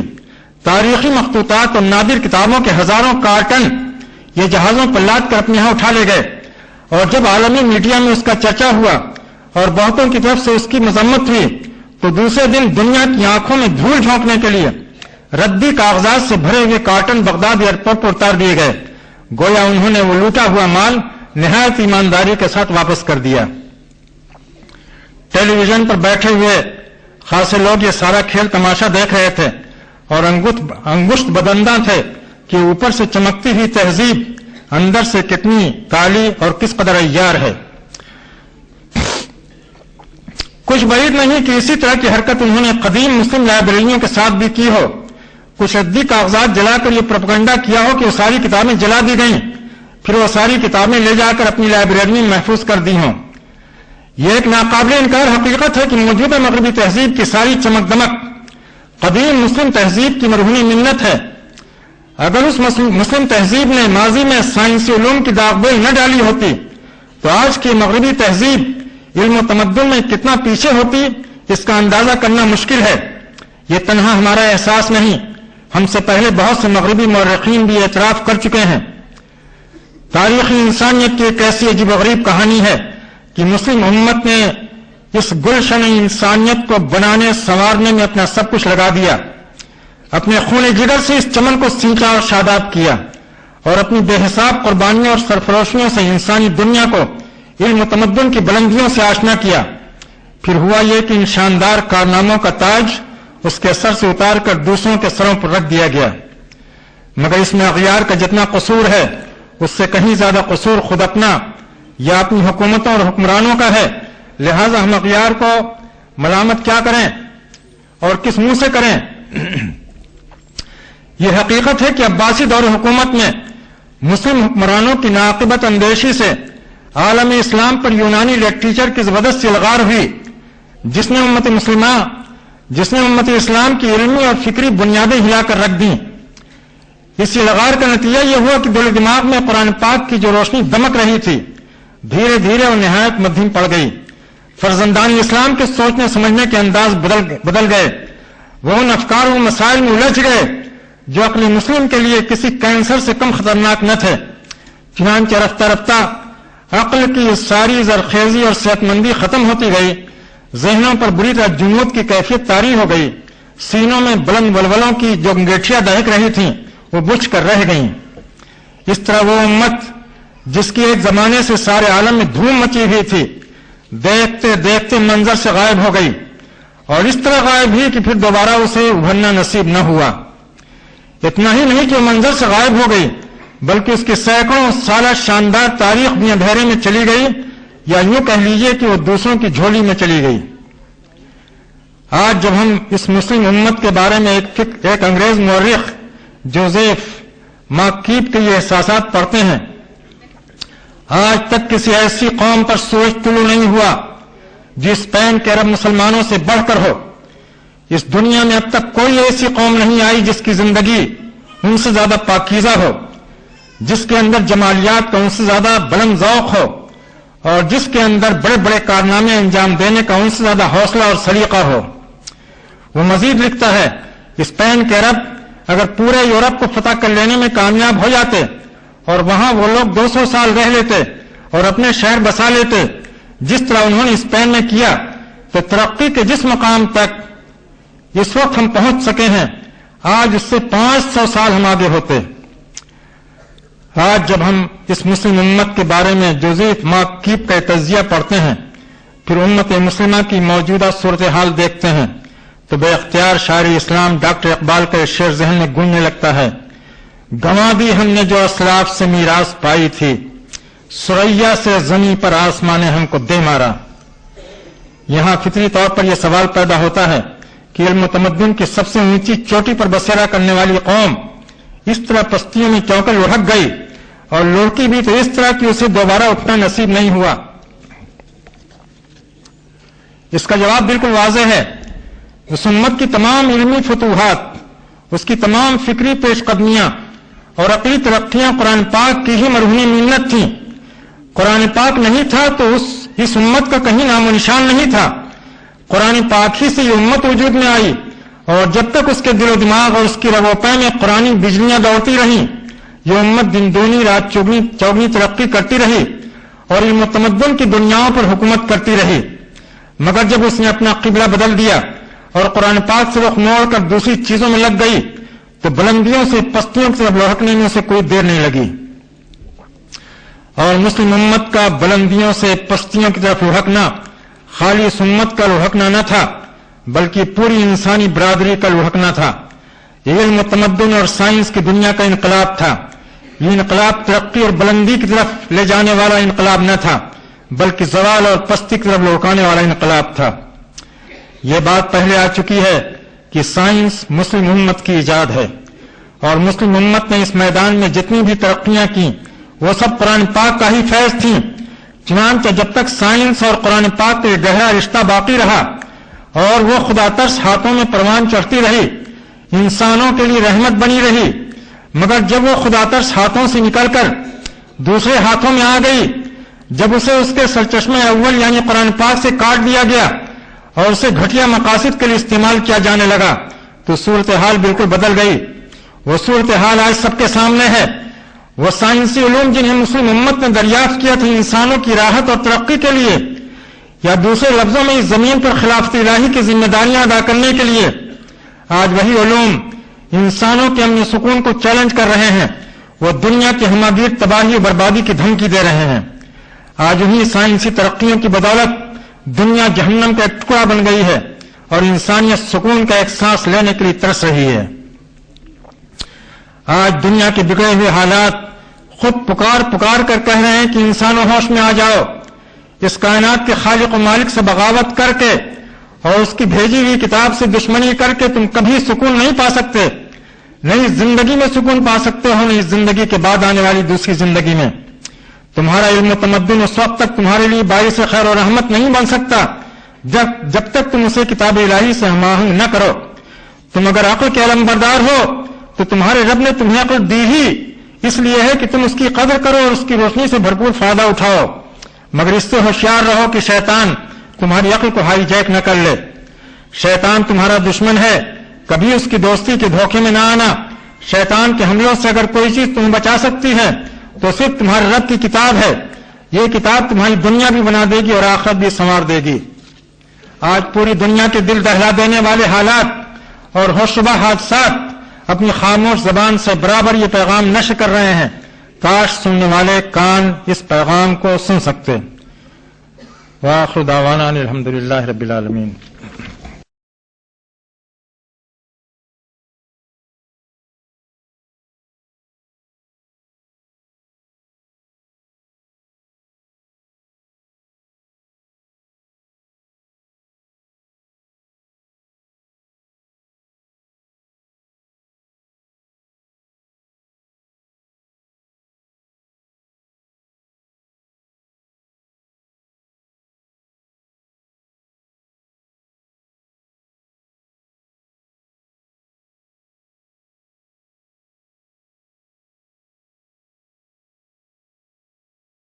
کے بعد آنے والی دوسری زندگی میں تمہارا علم و تمدن اس وقت تک تمہارے لیے باعث خیر و رحمت نہیں بن سکتا جب تک تم اسے کتاب الہی سے ہم آہنگ نہ کرو. تم اگر عقل کے علم بردار ہو تو تمہارے رب نے تمہیں عقل دی ہی اس لیے ہے کہ تم اس کی قدر کرو اور اس کی روشنی سے بھرپور فائدہ اٹھاؤ، مگر اس سے ہوشیار رہو کہ شیطان تمہاری عقل کو ہائی جیک نہ کر لے. شیطان تمہارا دشمن ہے، کبھی اس کی دوستی کے دھوکے میں نہ آنا. شیطان کے حملوں سے اگر کوئی چیز تمہیں بچا سکتی ہے تو صرف تمہارے رب کی کتاب ہے. یہ کتاب تمہاری دنیا بھی بنا دے گی اور آخرت بھی سنوار دے گی. آج پوری دنیا کے دل دہلا دینے والے حالات اور ہوشربا حادثات اپنی خاموش زبان سے برابر یہ پیغام نشر کر رہے ہیں. کاش سننے والے کان اس پیغام کو سن سکتے. وآخر دعوانا الحمدللہ رب العالمین.